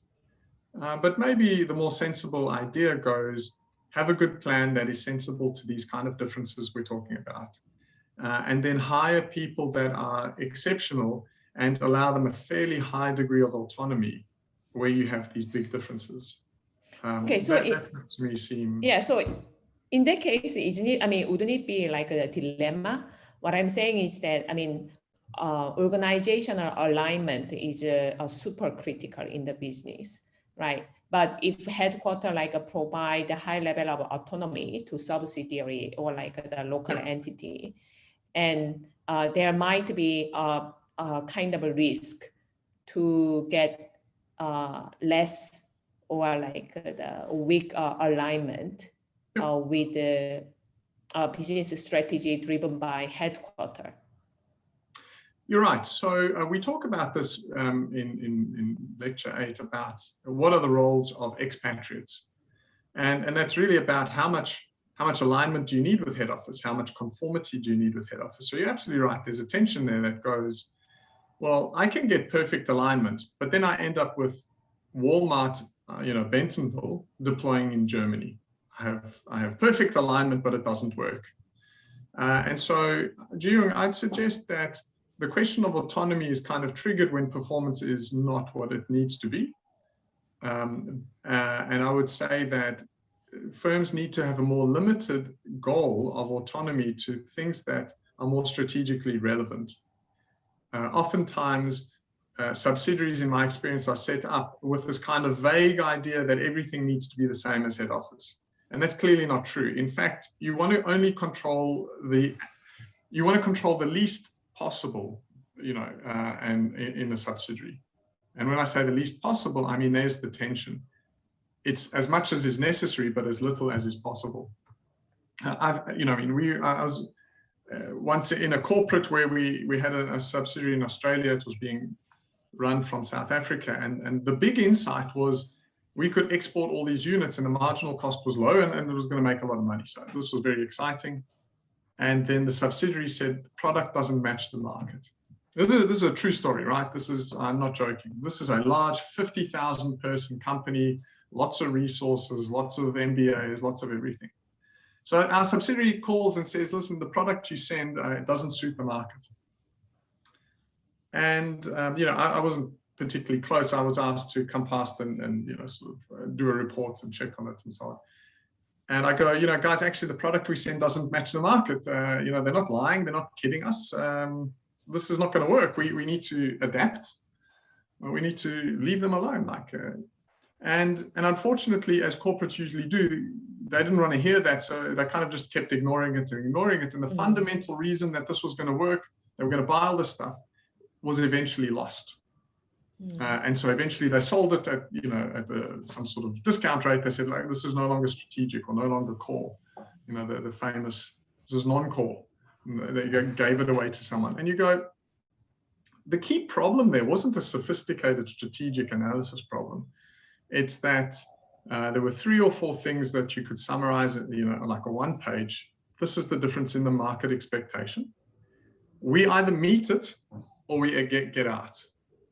And for lots of reasons, that can be much more complicated. And a lot of politics, there's a lot of reasons why it doesn't work. So, but it's this problem is not going to go away ever. Okay. So it's amazing to watch. Yeah, thank you. So executives tend to understand how to make money in a specific and limited context. The core competencies, as we've said, are defined by the market opportunity. They're not universal. So you can do a unilateral country analysis, and they are things like, is the country, how happy am I? And so we're just speeding up a little bit, is it very traditional or insular? Is the administration okay? Is it very corrupt? What's the geography like? What's the economy like? This is unilateral, right? You're not comparing this with yourself. You're not comparing it with other countries. You're getting an absolute number. But that really doesn't tell you much. And as we've touched on before, there's missing trade. I noted to you that Canadian provinces trade much more with each other than the United States, just across the border. In fact, 20 times. The 90s, that came down to 12 with NAFTA. And a decade after NAFTA, it's still more than 5 times. And so we saw a graph that looked like this and said, there are reasons for firms to trade more with each other, and they're not particularly unbelievable reasons. If you shared colonial history, if you share a common currency, if you share a common border, languages, and trading blocks. So countries trade with each other when they are more similar, and that makes a lot of sense when you look at what happened to Walmart. It makes a lot of sense when you look at what happens to, from the ability of the executive to kind of stretch across all these different markets. And so that leads you to, in the readings, as well as what we've said now, this kind of framework, which is the CAGE framework. And so this is, just to give it that context, you know yourself, you've got a resource-based view of what do I need to be good at to compete and win in my current market. And I'm just making this point very, very clear. What we're changing in terms of our thought here is resource-based tells you what are you doing well in your current market. CAGE then tells you, well, how different is this new market to your current, giving you some insight into what might you need to do differently. So CAGE, if for anyone who hasn't gone through reading, cultural distance, administrative distance, geographic distance, and economic distance. And geographic distance isn't a kilometer thing. It's sort of, are there relevant differences that the geography brings? So I'm going to ask you to break out here. And the question is using the CAGE framework. And that was just lucky for me that I said using this framework, but using this framework, and this will have some relevance in that you'll come to recognize later. But let's have an understanding of France versus China, France versus Vietnam, and then Singapore versus Indonesia. So what we're saying, sure you don't want to do France and India. That'll help me. And, I was thinking France and India, France and USA. Don't mind. We could give it a bash. But obviously, France and Vietnam share some colonial history. France and China, and then obviously two somewhat neighbors, Singapore versus Indonesia. Singapore versus Malaysia, you'll probably imagine would have a lot of trade because you've got so many commonalities. And so this is a distance assessment, just saying how different is it, and we're going to then walk forward, because I think one of the outcomes from this exercise, and we're going to keep it short again, is that it's sometimes difficult to assess a difference if you don't know what you're referring to. And that's going to come up in, we're going to clear that up in just a few slides time. So using the framework, let's just have a look at those 3 countries.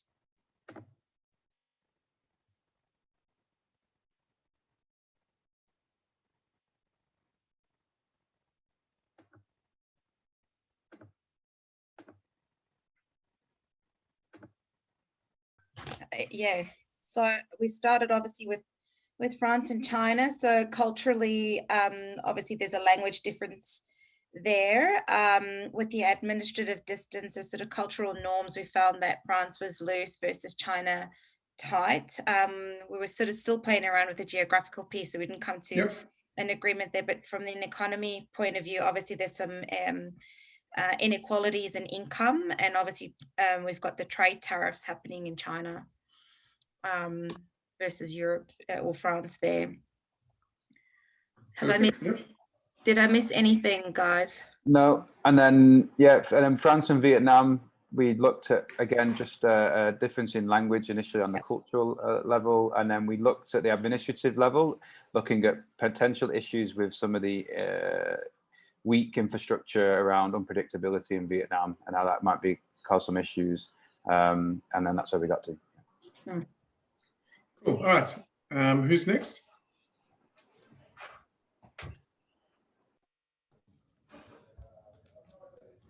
Leon, you want to go ahead, mate?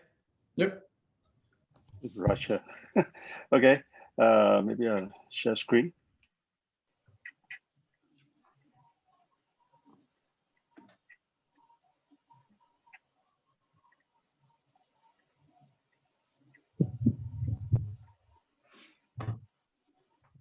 So basically, we're comparing France and Beijing.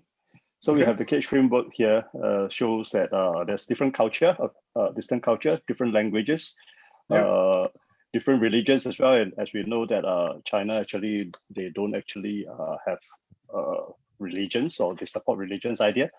Lack of trust, of course, China. And there's a different values, especially when there's a different province, even internal China, they also have all these different values. So administrative distance, and also the geography distance, okay? There's a lack of land borders and things like that, and time zone difference, economic distance as well. The rich poor in China is very severe, although they painted it's like very equality, but if you go to some second or third provinces, city states, is totally different. And we look at the capitals of Paris, we have the numbers here. You can see that the population, China, Beijing is recorded is, well, 13 billion. And the surface area, we also have it put down, and the currency. And also that just now we mentioned about the religions, right? Okay. So yeah, that's what you got. Perfect. And then let's hear the final group. Yeah, so we also like the summarized in the deck as well. Can I share my screen? Sure.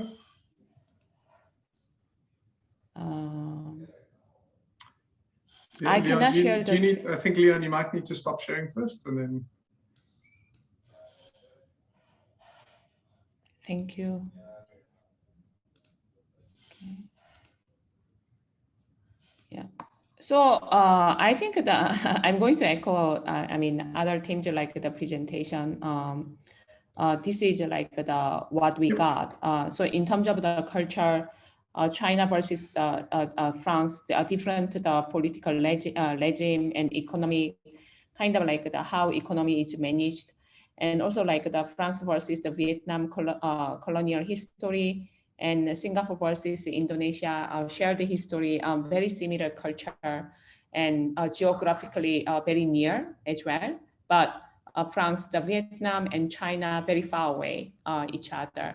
And in terms of like the economy, I mean, there is the big income gap, and especially like the between Singapore and Indonesia, there is a poor, especially in Indonesia, poor infrastructure compared to Singapore. And in terms of like admin, obviously China embrace a lot of corruption, and also the trust level is very low. And Vietnam are currently very open to foreign direct investment right now. And again, in Indonesia, the level of trust is very low. Therefore, corruption is there and bilateral. Perfect. Thank you. All right. So there's two things that I want us to leave this with, and I suppose you know part of the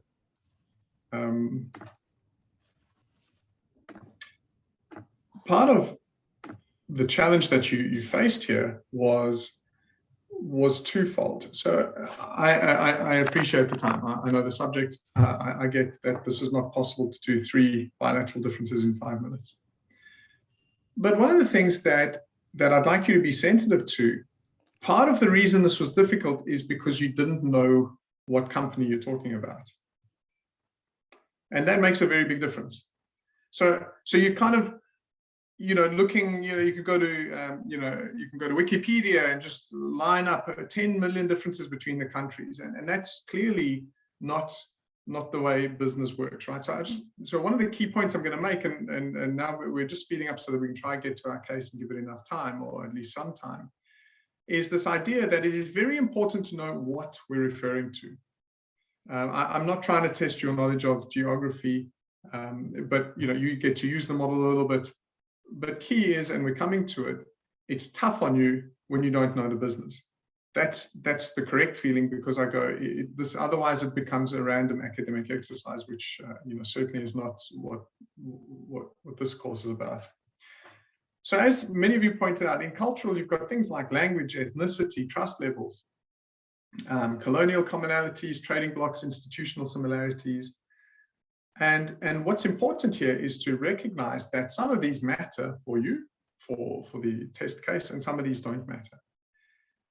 Physical distance, time zones, climate, natural disaster, sort of susceptibility. You build a plant in Tornado Alley in the United States, that's a relevant geographic difference. You have a seafront manufacturing plant in Thailand, it is relevant to note, in your risk of tsunamis. Economic, human resources, industry sophistication, levels of income, marketing problems. So they are important, but it shouldn't become an exercise in simply trying to list all of the differences, right? Because that's not. And so the key line, the punchline, is that not all differences matter by the same amount, and they don't, and that's right. So when you're in your groups going, well, what are we doing here? The key thing that you say is it actually is very, very important what business you're analyzing on behalf of. So a specific company or industry will be much more sensitive to some dimensions of cage than others. And so we were going to break out, but we're running out of time. So let's just talk about, what do we think Netflix, what do we think cultural, administrative, geographic, or economic, what is going to be the most pertinent for Netflix? You can just call out an answer. I mean, it's. I would say cultural, the amount of, what the kind of programs that you would have for each area, region. Okay, we're gonna vote there. Anybody else with a different idea? Change color. You're all kind of happy. Cultural, probably. I think economic. See Sanjay nodding. Yeah, so Vicky, yeah, you could argue that economic. So Netflix is probably going to do well, and you've got some degree of economic, because under economic you might say, well, you've got to have a lot of broadband in order for Netflix to be a viable proposition. Okay. And also it's entertainment, right? Yeah. So yeah, if people have low income in general, yeah, people won't buy this kind of like entertainment. Absolutely. So, the key challenge here is if I said France versus Vietnam and you're running Netflix, your analysis really looks at the questions we've just asked now. So your ability to think is always required, right? You've got to go, what matters? Otherwise it becomes this, as I said, huge unbounded. So YouTube music. Would that be cultural? Or different? It might be. Yeah. So I think that cultural applies here, but maybe to slightly less extreme than Netflix. Yeah. That'd be my suggestion. Yeah. But absolutely, right? You can't, if you were saying, I am YouTube music and I'm looking at Saudi Arabia, culture becomes a big deal, right? You're not going to have a lot of your artists there. And we would suggest that this is, again, as Vicky's point, you're probably looking at some economic issues here, right? This is, can people afford it? Do they want to? Do they want to pay for streaming music? But we're all agreeing that administrative and geographic are less likely. It doesn't mean they're completely irrelevant, just you don't need to spend a lot of time worrying about the geography when you're selling a streaming service. Okay, what about a hospital group? If you run a chain of hospitals and you want to go into another country? Geographic. Administrative. Legal framework. Yep, so I would... All of them. So a lot of people go administrative. I would agree this is... So all of them might be right, but you've got to rank them. Okay. Because when you do this exercise, whether you do it for your PowerPoint, whether you do it for your personal assignment, you produce 3,000 pages of cage analysis, nobody's going to read it. Yeah. Important that you're kind of going, well, what do I need to talk about? So admin is definitely going to be top 1 or 2. Geography, maybe, but I would... Economics. Sure.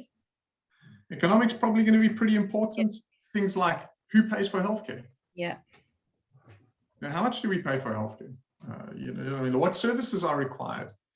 And you may have, in some markets, cultural, but what I'm pointing out is you can always make a case that something is important, but what you've got to try to do is limit the stuff you're trying to do. Okay, you manufacture valves for mining and water control.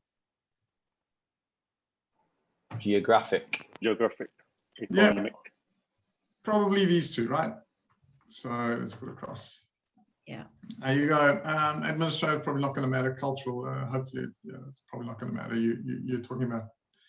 Okay, you manufacture industrial robots. Cultural. Economic. Economic. Probably broadly economic, right? There's not a lot else you could imagine. Maybe geographic, but I'm not sure even. Okay, you do FMCG. Cultural. Yeah, so that's interesting. How I tend to agree. Although you're a manufacturer, now all of a sudden, and we saw in a graph that the issue is that P&G does a lot of local adaptation. Mm. So you can't just take one box, sell it across the world. And you would probably say economic, maybe package sizes makes a big difference in price points. CRM software for dealerships.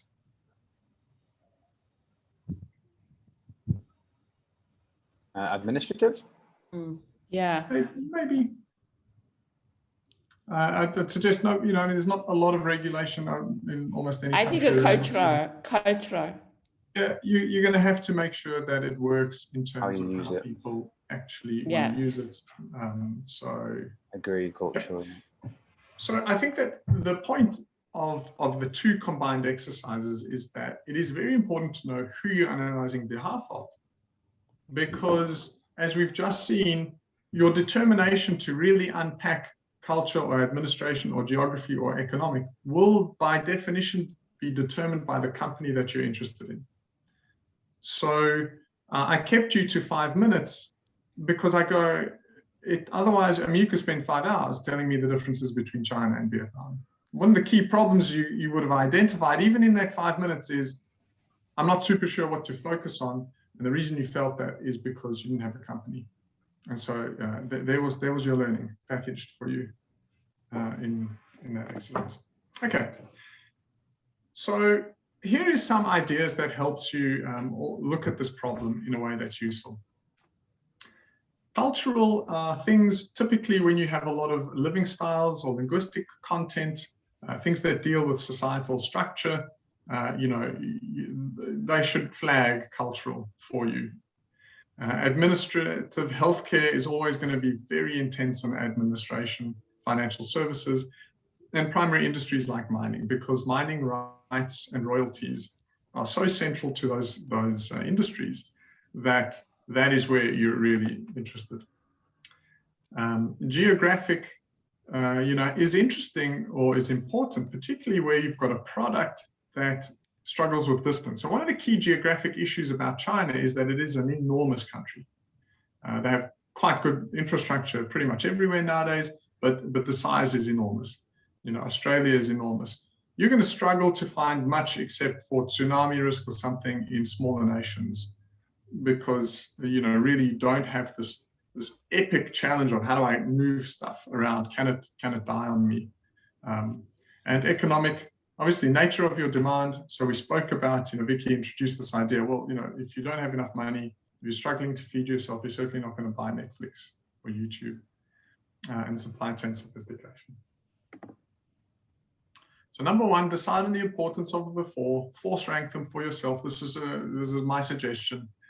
Do your unilateral. Is there anything that stands out in your unilateral or multilateral? And again, stand out. It really is if there's something that you go, okay, this is really important to know. But remember the quote: people can often analyze to death minutiae and miss the big picture. Don't do that, right? So you really want to look for: is there a massive difference I need to note? No, do the bilateral analysis. Yep. Okay. Cage implications. So unilateral considerations do have importance, as do multilateral considerations. But the firm must consider especially those bilateral considerations that are particularly applicable. The core competencies, resources, and uniqueness to the new market. Will you maintain your advantage? And so really the AAA model is this tension between aggregation, which we have alternatively called globalization, and adaptation, which we also have called localization. So the higher the cage distance multiplied by its importance, the more adaptation that will be required on that dimension for success. And so, Ji-Yoon, maybe here's in part an answer, a framed or a dogmatic style answer, a very directive answer to the question. You go, how do you do that in terms of process? So I spoke to you about, in terms of large companies, how do you actually make it happen at an executive level, assuming you have quality sort of people. But if you wanted to say, here's a process that we're going to follow, maybe like a senior management level, then this is kind of something you would say. Decide our cage difference, decide what's most important. So force rank them, figure out the distance, and then times that by the importance. So where you've got a lot of distance and a lot of importance, adapt that dimension. I mean, it sounds intuitive. Yeah, so it sounds very interesting, but could you give me, could you explain to us based on some example? Okay, so let's take our example that says healthcare is administrative important and some cultural importance, but low geography, low economic, right? Let's just assume that was it. Then we would give the importance scale. You can create like an ordinal scale and say 10 points is for the most important, 8 for the next, 6 for number 3, and 4 for number 4. And you say, how distant is it?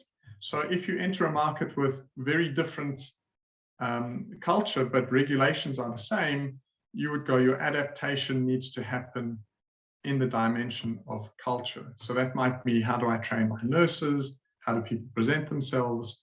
But I have decided that administration is very similar. My adaptation focus is not going to be there. So if you're Walmart and you go, okay, cool, I'm going into, Brazil or Germany, you go, what is the difference that Walmart actually faced? And you'd say, well, was it administrative or economic in Germany? Probably not particularly, right? Maybe there was a bit of regulation change, but it probably wasn't particularly substantial. Economic differences, maybe a little, but probably even smaller. So now you have two things that are quite small. So are you going to face a lot of adaptation in those two dimensions? I would suggest not really. And so where do you face your difference? And similarly, geography is probably not important. You would say, what are the cultural dimensions of our Walmart offering that don't work? And I think there's quite a lot of anecdotal. If you look up Walmart in Germany, there's quite a lot of material about how they got things like how far should the shelves be, and should the checkout people smile at customers or not smile at customers? What's my pricing levels going to be?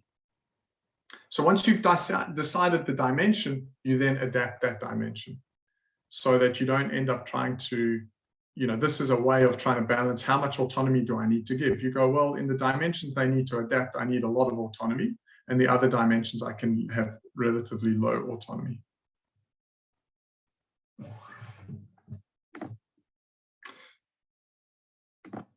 So we've got this kind of image, and I know we're moving through this pretty quickly, but we'll recap it. So you've got. Can I ask a question regarding the cage, the previous slide? So what you're saying is that firstly, we need to analyze the cage, figure out which would be the key areas, and from there we determine whether we should go towards aggregation or adaptation. That's right. So what I'm saying is this is kind of like a volume control. The bigger the cage distance, the more likely you are to so over here, the more likely you are to aggregate, to adapt. Where you've got very little cage distance, you're likely to get away with aggregation without any issue. So the more the cage distance, and so here's like a vertical, big cage distance over here, you're probably going to need to adapt. And the nuance is it needs to be both a big distance and important. Right? So you know, there may be many dimensions you could imagine between France and China, millions of differences. It has to be an important difference, and then the bigger the difference, the more the adaptation is. So Nicholas, if you were to force rate 1, 2, 3, 4, you only end up only one A, right? There will be only one highest A in that case, right? But that's an importance, right? So if you force rank them, it creates an importance.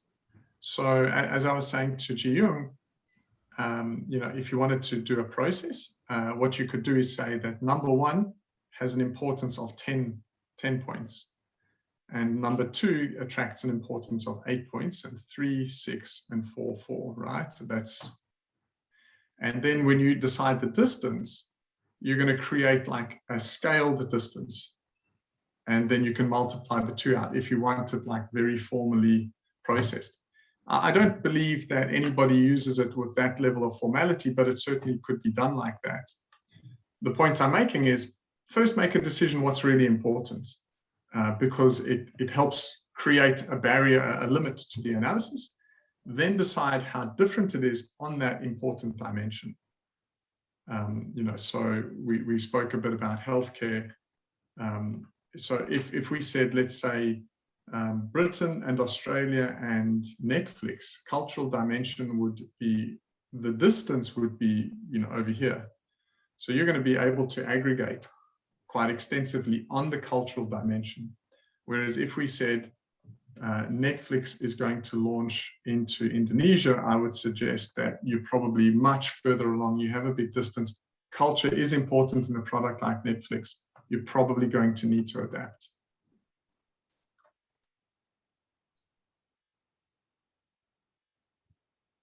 It sort of makes sort of right.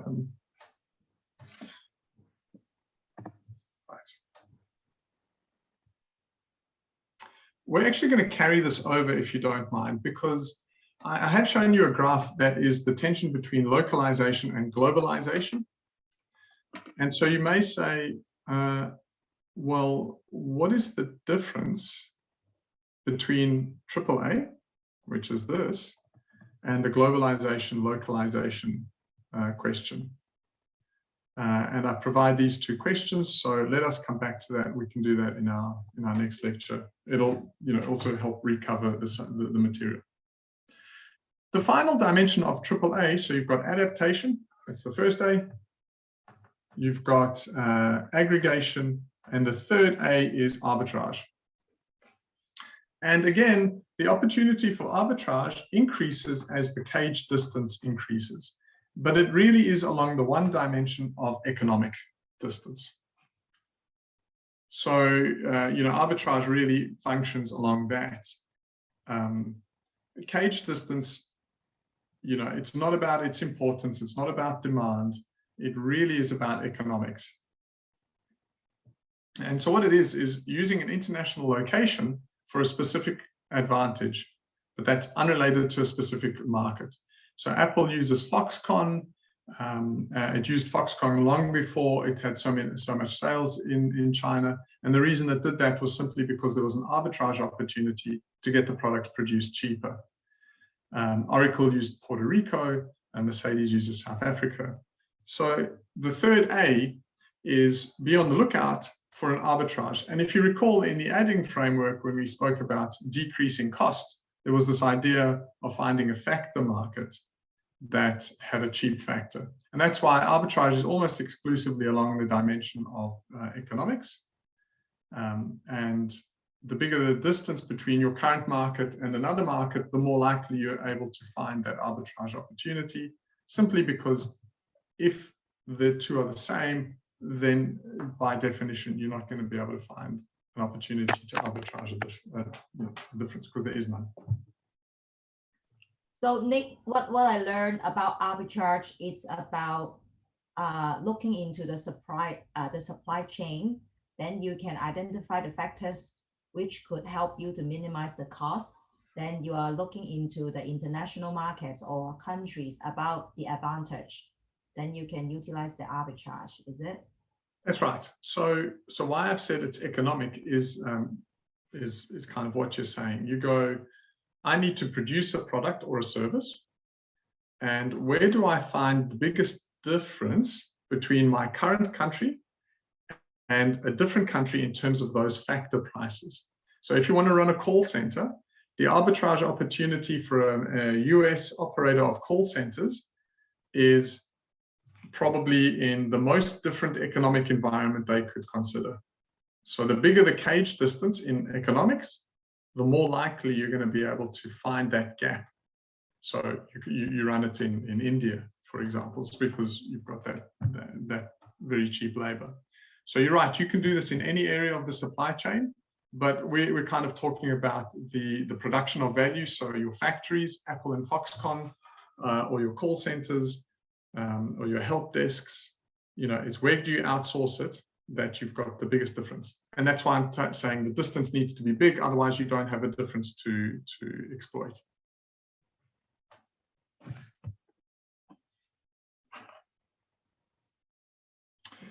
All right, so note that not the same importance ranking as entering a market, right?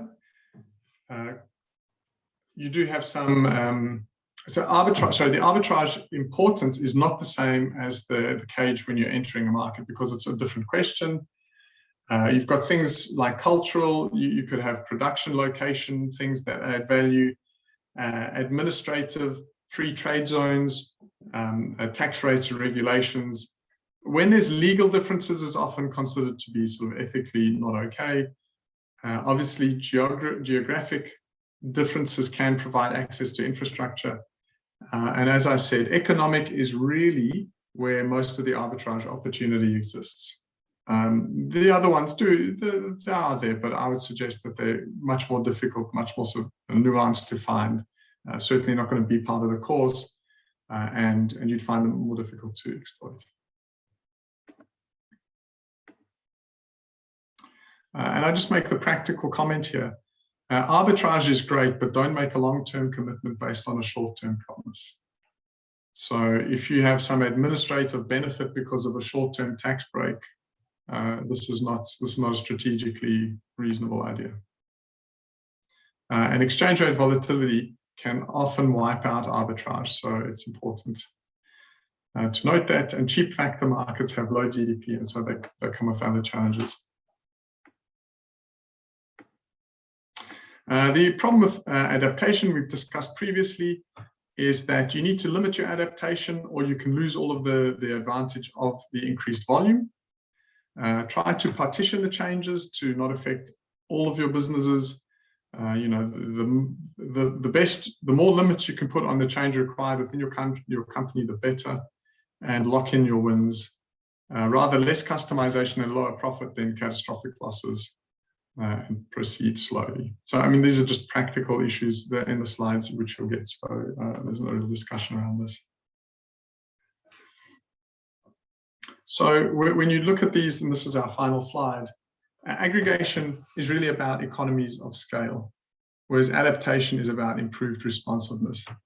And arbitrage is exploiting markets. So if you look at the adding framework, you can relate it to here. Why are we internationalizing? I'll pick one of these. So the structure here is where it's cheapest. Here you're trying to do, as much locally as possible, and here you're trying to centralize as much as possible. As we just discussed, the problems can be if you have a poor product market fit, So if you over aggregate, if you are Walmart and you over aggregate your process and your procurement and your display, you end up with low margin. If you adapt to everything, as Ji-Young put it, then are you really, your same parent company, and can you get any benefits? And arbitrage is obviously a risk if there's a temporary factor that leads you to a large-scale investment. So that is us done with the lectures, or the lecture part of it. Now what we've got coming is the San Miguel case. So we're going to take a short break. Yep. Can I ask, like, for the AAA? So does that mean for one company they can apply all the 3A strategies in different market? Can we say that? So what I would say is that the two first A's, adaptation and aggregation, are in tension with each other. And so you're going to pick how much adaptation or how much aggregation is best. And that occurs on each dimension of the cage framework. So when you look at any other country, it's going to have a cage framework. Not all of it will be important, so you can ignore those. Not all of it will be very different, so perhaps you can ignore it. Yeah, I got it. What I'm trying to ask is, like, if, for example, if I'm a beer company, right? Yep. So if I'm going to go into those markets who has less distance according to the cage, or similarity is really like similar to my domestic market, then I should use aggregate. Absolutely, that's right. When I'm going to a market who need adaptation, then I need to have like a special products fulfill that market. So that's what I'm trying to ask is, like, even I'm one single beer industry or company, I will use different for different country or for different markets, right? Absolutely. Cage is unique to countries, so your solution is unique. If you scale it up, and that's part of the San Miguel case, right? We're going to be talking about exactly that trade-off.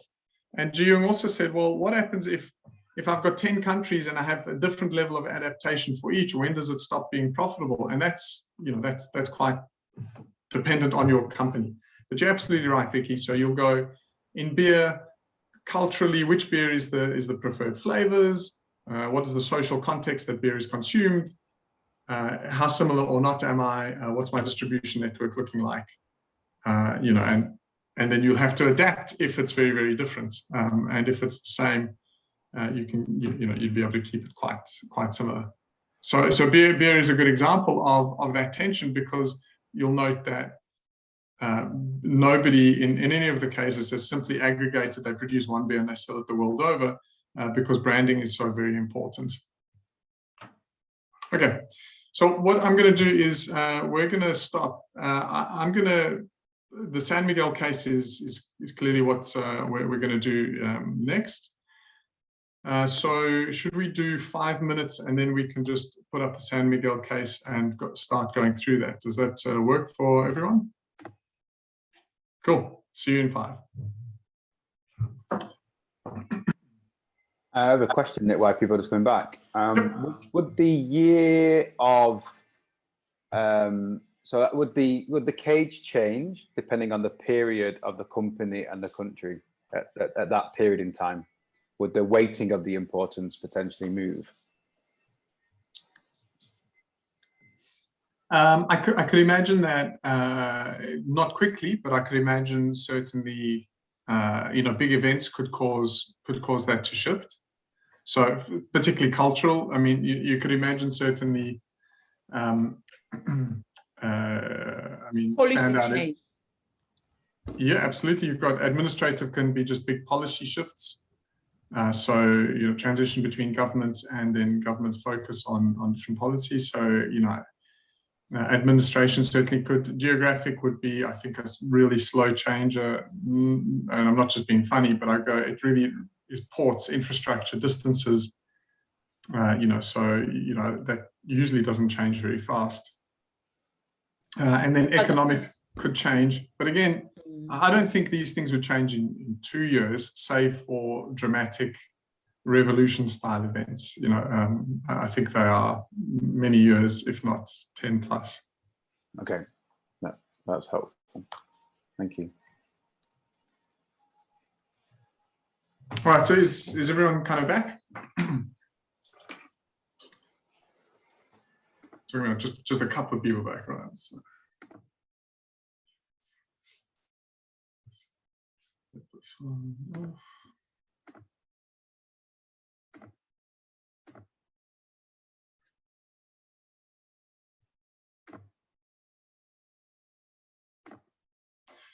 All right, the San Miguel case.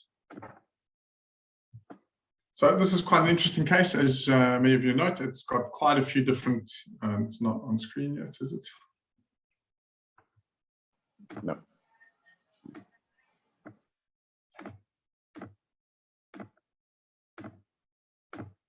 Okay, so this was, an interesting case, covers quite a lot of interesting ground. And so, San Miguel, it was predominantly a beer, food and packaging concern. With some acquisitions and divestitures in this area, they actually cover the disposal of a business, Australian National Foods. And more recently, they've acquired something called Petron, which is oil, Meralco, which is power, Liberty, and Extelcom, 2 telcos.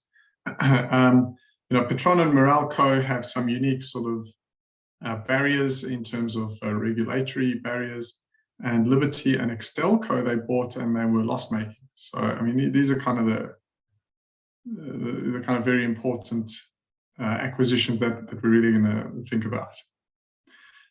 So what I'd like you to do is come back with answers to the following, and let's just go through this. Was the National Foods Australia a good deal? And that question really means, should they have sold it? Do you think that this business worked well when they were running it? What about their other acquisitions? So we're really looking to assess how well is San Miguel performing when they acquire other businesses, and is there a pattern that you can identify in the results? So you've got the annexures, and you can say.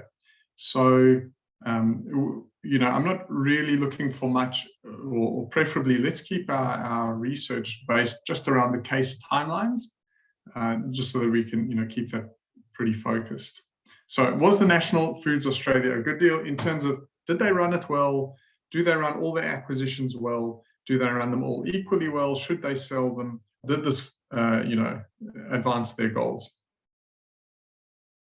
The next thing is, let's compare their ability to do one of 2 key strategies that fundamentally this case hinges on. The idea that you've got a sort of a multinational, which is therefore doing regional expansion with their current products and services. They're buying food companies, they're selling beer. And the alternative that they've kind of elected in this case is to do local expansion into unrelated products and services. And so you see them divesting of these related assets. And what you need to do is please consider their expansion domestically in light of the market problems that they are competent in solving or trying to solve. What that means is, I think the key question here is, well, why did they buy Petron? Was that a good idea or not? And Meralco and Extel, so were those acquisitions solving a market problem? Do they offer those acquisitions solutions that the acquisition didn't have before? So, I mean, maybe that's the kind of most pointed question. If you're going to do a conglomerate strategy, you need to be very, very sharp on the question of, why am I helping my acquisitions? So you've gone from a company which grew organically, and it grew through regional diversity, same products in lots of different countries, to one that says, what I can do is I can beat the market by buying companies that may be dissimilar to me. What we've gone through in our lectures is the only way that can work is if you are solving problems in an emerging market like this, if you're solving problems that those companies can't solve without you. So I'm not telling you that they're all great ideas, and I'm not telling you that they're all terrible ideas. I'm asking you to come up with your ideas, your assessment. which of these acquisitions, or all of them or none of them, were good ideas or bad ideas, and why, in terms of the Kana and Palapu framework, please. And their regional expansion, how was that performing under CAGE, AAA, and then pick a strategy and justify it. So again, the world is full of good moves, bad moves, and moves that you can't tell. So, this isn't about, here's the right strategy.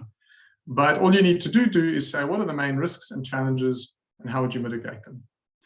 So, if we can do that, we're probably going to break for around 15 minutes, and that will give us pretty tight, only about 15 minutes afterwards to present this. So, that's, I think, is that, should we do a 15-minute break, or do you want to do that in 10 minutes? But today, can we do it all together on these questions? Because okay. Each question seems to take a lot of time. Yep, fair enough. To discuss. Yeah, so we could do. Yeah, I don't mind. I suppose that's an interesting idea. So we could have fewer groups. Do we want 2 groups or 1 group? I'll leave it up to you. You can tell me how the learning experience goes. 1 or 2 groups? What's the idea? Ji-Young, what do you think, the classmates? 2 groups, please. 1 group? I prefer 2 groups just to get a bit of a feel for how different people are thinking, and we'll get everyone contributing, so at least everyone's talking, at least in smaller groups. Okay. Any other?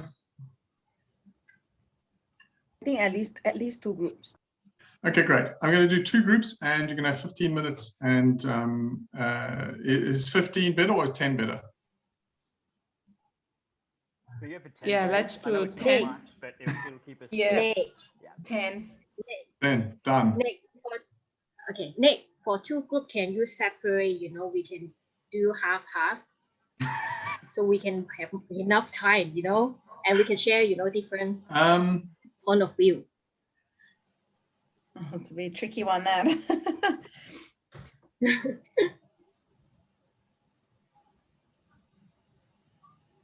Yeah,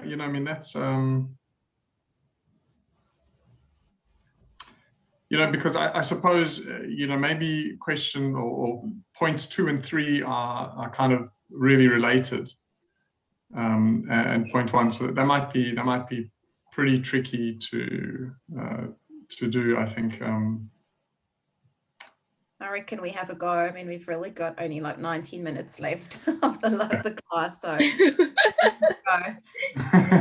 going for a long weekend, right? Yeah, So let's okay, great. So 2 groups with 10 minutes, and then see where we get to on this, right? We break it up and recreate 2 rooms.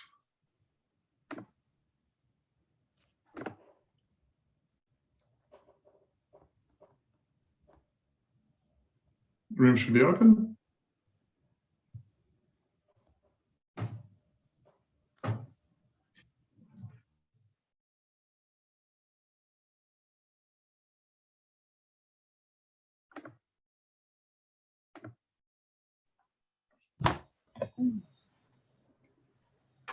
Great. Welcome back. All right, so I think what we should do is just to make it more of a discussion, and also, with respect to time, is perhaps deal with the first bullet point, and both groups can, add, and we can create an overall sort of understanding of the question, rather than just trying to present and the next group presents. Would that work? yes. Yeah. Cool. We was in a massive debate between yes and no on solving this. We felt that they needed. Oh, well, just give me the argument, right? Yeah. So we know that they did sell it, but we don't know if they should have. So that's clear. So I think a couple of us was for selling in terms of their ambitious investment plans and certainly diversification plans in Philippines. They were moving into many different arenas. Yep. So we felt that was a good way of creating investment, because they sold it for good money. But then the other half of the team was saying, well, why the going's going well and it's a good money earner, why would you sell it? And that would be a mistake. team feel free to jump in and if I've missed anything on that. Okay, what about the other, I mean, were you happy with the performance of National Foods, and what about the performance of the other acquisitions they've had?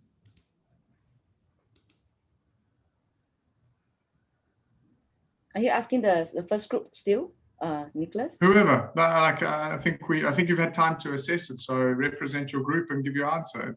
Yeah, I think the first one we are consistent. We think that they should sell, but our main reason was because of the amount of funds. They need the funds, right? As they sell the huge funds so that they can divest and invest other business. Okay, so we are that selling at 2.6 billion. But I think the most important observation the group felt was that when they buy Petron, when they buy the acquisition of Petron, is a penetration to the energy business, right? Making them the largest energy provider, which is probably a plus point. Give them that kind of pursuit to acquire even a larger share of the market. So I thought that was a more alarming acquisition.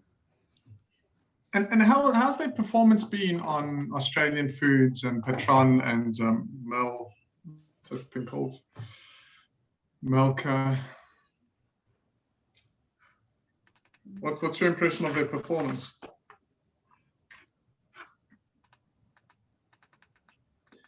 So I think performance was not that bad. I mean, we did along with the partnership with Kirin in Australia, if I'm not mistaken. Yeah, so let's have a look at case exhibit 6. Exhibit 6. So the pre-tax net profit over sales of National Foods was 7% in 2006, 8% in 2007, 9% in 2008. So that's pretty good, right? I mean, nothing wrong with those numbers. Let's have a look at Petron, which is case exhibit 10. Has everyone got that? Yeah. Okay, so in 2006, income before tax over sales is 4%. Okay, don't know, like I don't run a power company, so maybe that's okay. 2007, 4%. 2008, minus 2%. So I mean that's not wonderful. You go, oh, okay. So you know what I mean. So I think what's important here is we go, all right. How do we like their performance? Maybe just a single bad year. Maybe not, but I think you could build a case either way. Manila Electric Company, 2006. So case exhibit 8, a little more complicated in the calculation here, but 2006, 11%, 2007, 3%, 2008, 3%. San Miguel Corporation, 9, and 12%. So, you know, maybe there's a pattern that this kind of Petron and Miller Electric may be a little more difficult.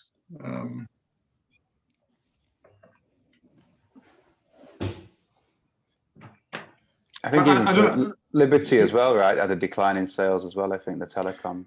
Yeah, so you go, okay, cool. I think that for me, there's nothing, you know, what I would say here is, should they have sold you quite right? If you recall, we discussed the reasons for divestiture in CFAO and TTC. If you reach back all the way back there, we said there was like 3 reasons: underperforming subsidiary, non-core, or you need the cash. So quite happy that all of you identified needing the cash.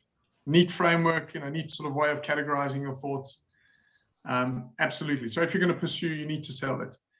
When we look at the other acquisitions, as I said, I'm not enthused at their performance with the electric company and Petron. I'm not saying that they're terrible ideas, but their current performance certainly is not amazing, right? It's quite substantially below their food businesses.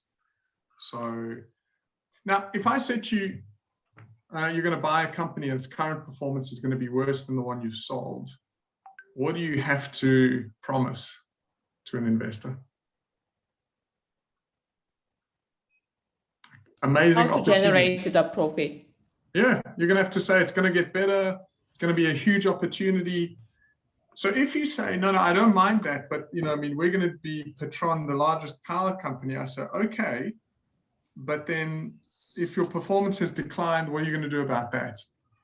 So I think that's a key question. And no, we're not doing a massive strategy, you know, download on this, but But then you would need to say, in order to justify, I'm happy with this, you'd need to say, okay, cool, I think there's a short-term problem in Petron, but that we're going to solve, or, you know, we have, so let's talk, and we're going a little bit to the last note, but let's talk about the two telcos.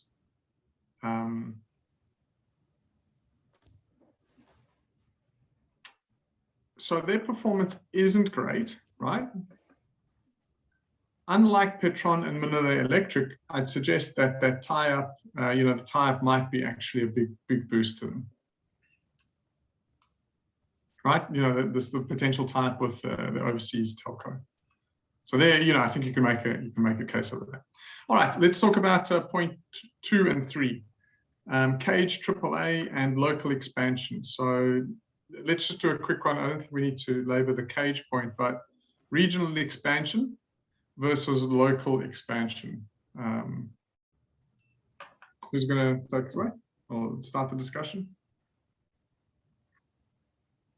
We mentioned, so this is for the beer market, Nicholas. Yeah, we said culturally, obviously, easy to expand the beer brand locally, but much more trickier in terms of people's tastes and customs and yeah, and habits around alcoholic beverage. So much more difficult on a regional basis. I think administratively, we didn't say too many issues. My team will jump in. I think we had a couple of notes on one slide.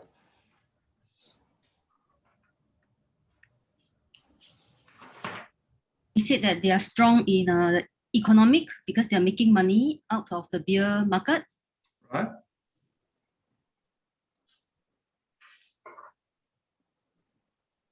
Yeah, and our team said, like, in terms of administration, it's a very difficult government policy.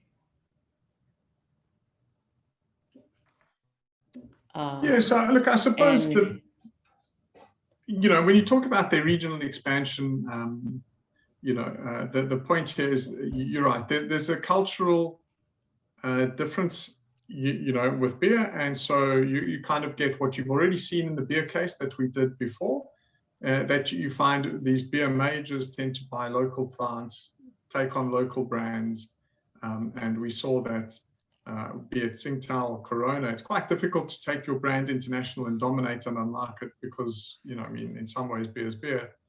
And so the guys who really try to be multinational tend to acquire brands, and, you know, and then that kind of, and that's talking about the sea, right? So it's just that cultural thing that you've identified. How do people drink? When do they drink? What do they want to drink? Which brand do they drink? Administratively, I tend to agree with you. Geographically, economically, is it too relevant for beer in Southeast Asia? I would suggest the economic differences aren't so dramatic that your beer sales are going to be affected. You know, you're not getting into frontier markets. Maybe if you said, I'm going to sell beer in Myanmar, I'd go, yeah, look, you need to worry about, can people actually afford to buy it? But, you know, you need to be very poor before you stop drinking beer, things like that. So, all right, so that talks about this adaptation, aggregation for beer.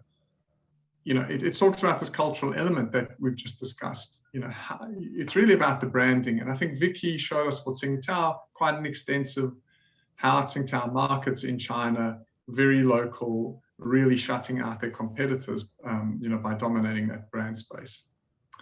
All right, so let's talk about their local expansion into unrelated products and services. Can you use Canna and Palapu's framework to decide if it's a good idea for them to have gone into Manila Electric and Petron?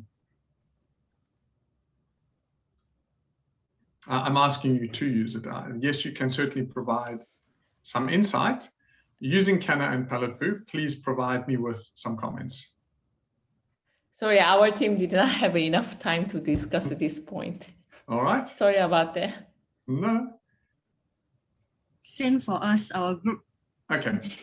So let's put up, there's 4 things that Canna and Palapu said, right? We reviewed them at the beginning here. So you've got capital, you've got, you know, labor market problems, government regulation. So when we talk about the power company, are they solving, and this is how I stated the question, but this is the way to think about it. Are they solving a capital market problem that the power company could not solve if it wasn't part of a conglomerate?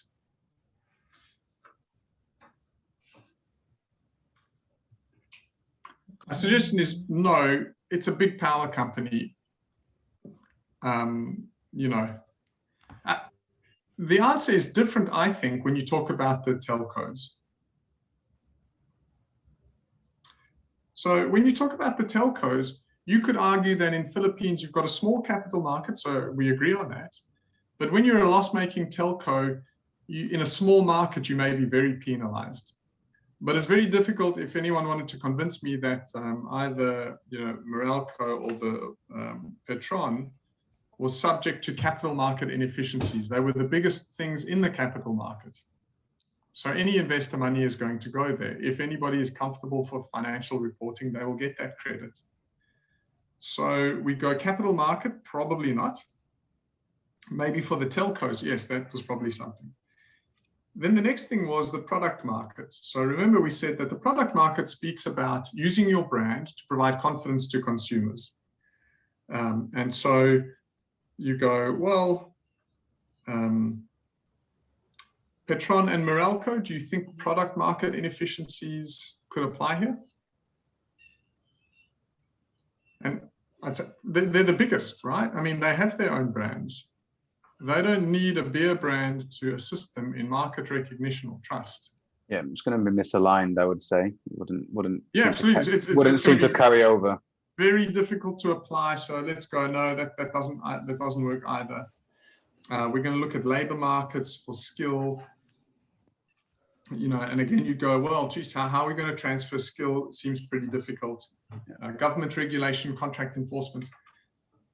So I think that the common thread is for the Petron and Meralco, it is difficult to imagine what problem San Miguel was able to solve by buying them that they wouldn't be able to solve by themselves.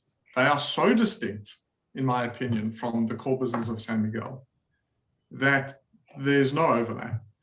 And two, they are so big that any things like capital market efficiency that San Miguel might be able to bring to them, they probably have by themselves anyway. So, I mean, for me, this is an absolute stretch of one's, you've got to really believe before you think this strategy is going to work. And I think the results kind of reflect that. You go, why are they now part of the group? Nobody is sure. I think just using the framework in a simple way like that is appropriate. So what about the telco? Can we say the same thing about the telcos using the same framework? And I think we'll skip point 3.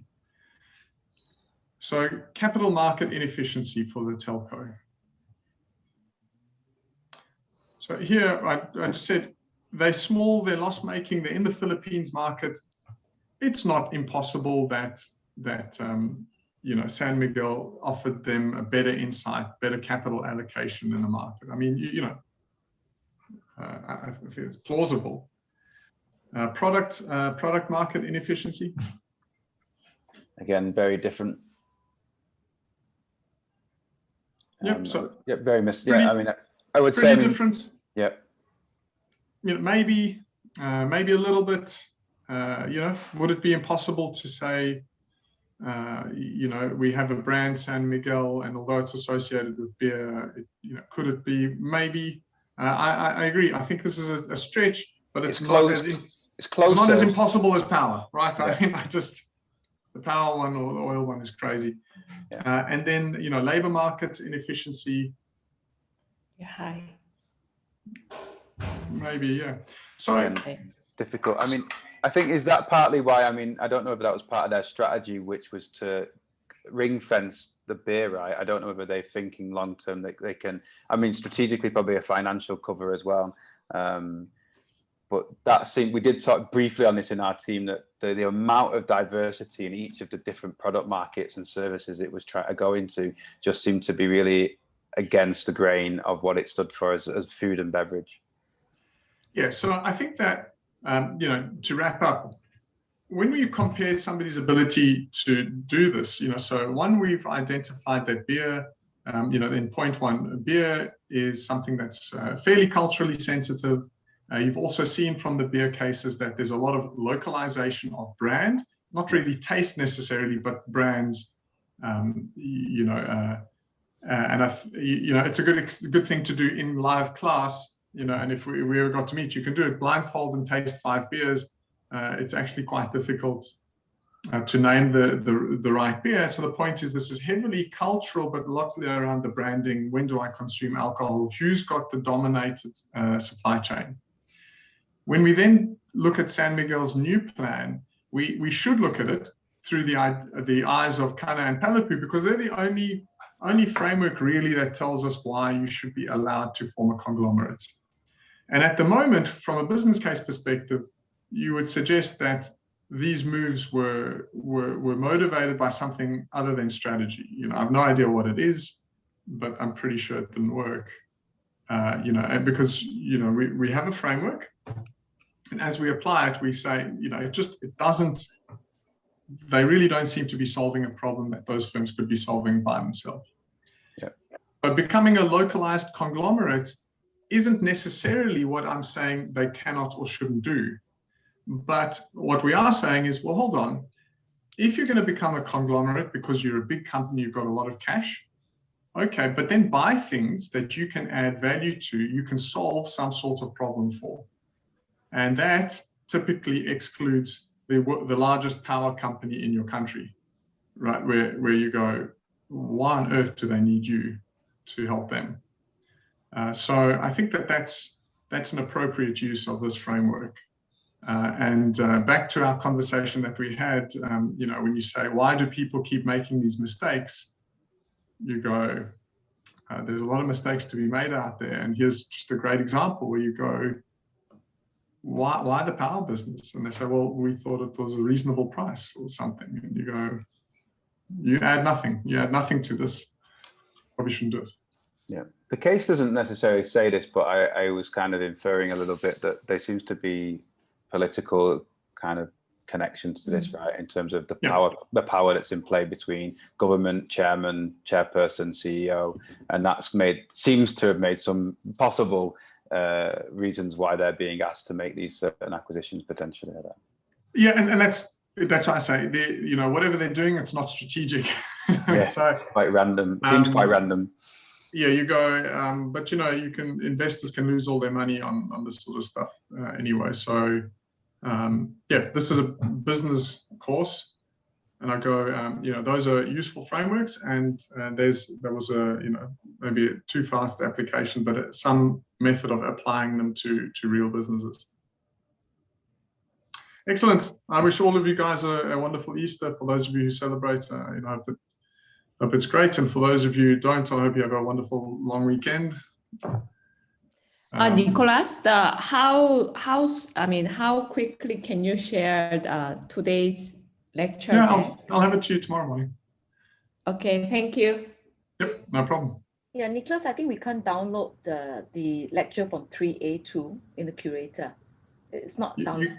It's not downloadable. Is there some sort of? Okay, I'll check. I didn't do anything different. I certainly the main deck. Yeah. Main deck. Yeah. Okay. I sent it to you, Jing, but I didn't know that everybody had the same problem. So I can just send it out to everybody, but I'll figure out what's going on with curator. I'm not sure, but I'll sort that out. Thank you, Nicholas. Yeah, we'll prefer if you email us, it's fine. Okay, I will forward it to you guys. Okay, cool. And I'll send this out as well. So tomorrow morning, no problem. Great. Thank you, Nicholas. Perfect. Thank you. Thank you, guys. Have a wonderful weekend. Thank you. Thanks, Nick. You too. Cheers. Bye. Thank you. Thank you.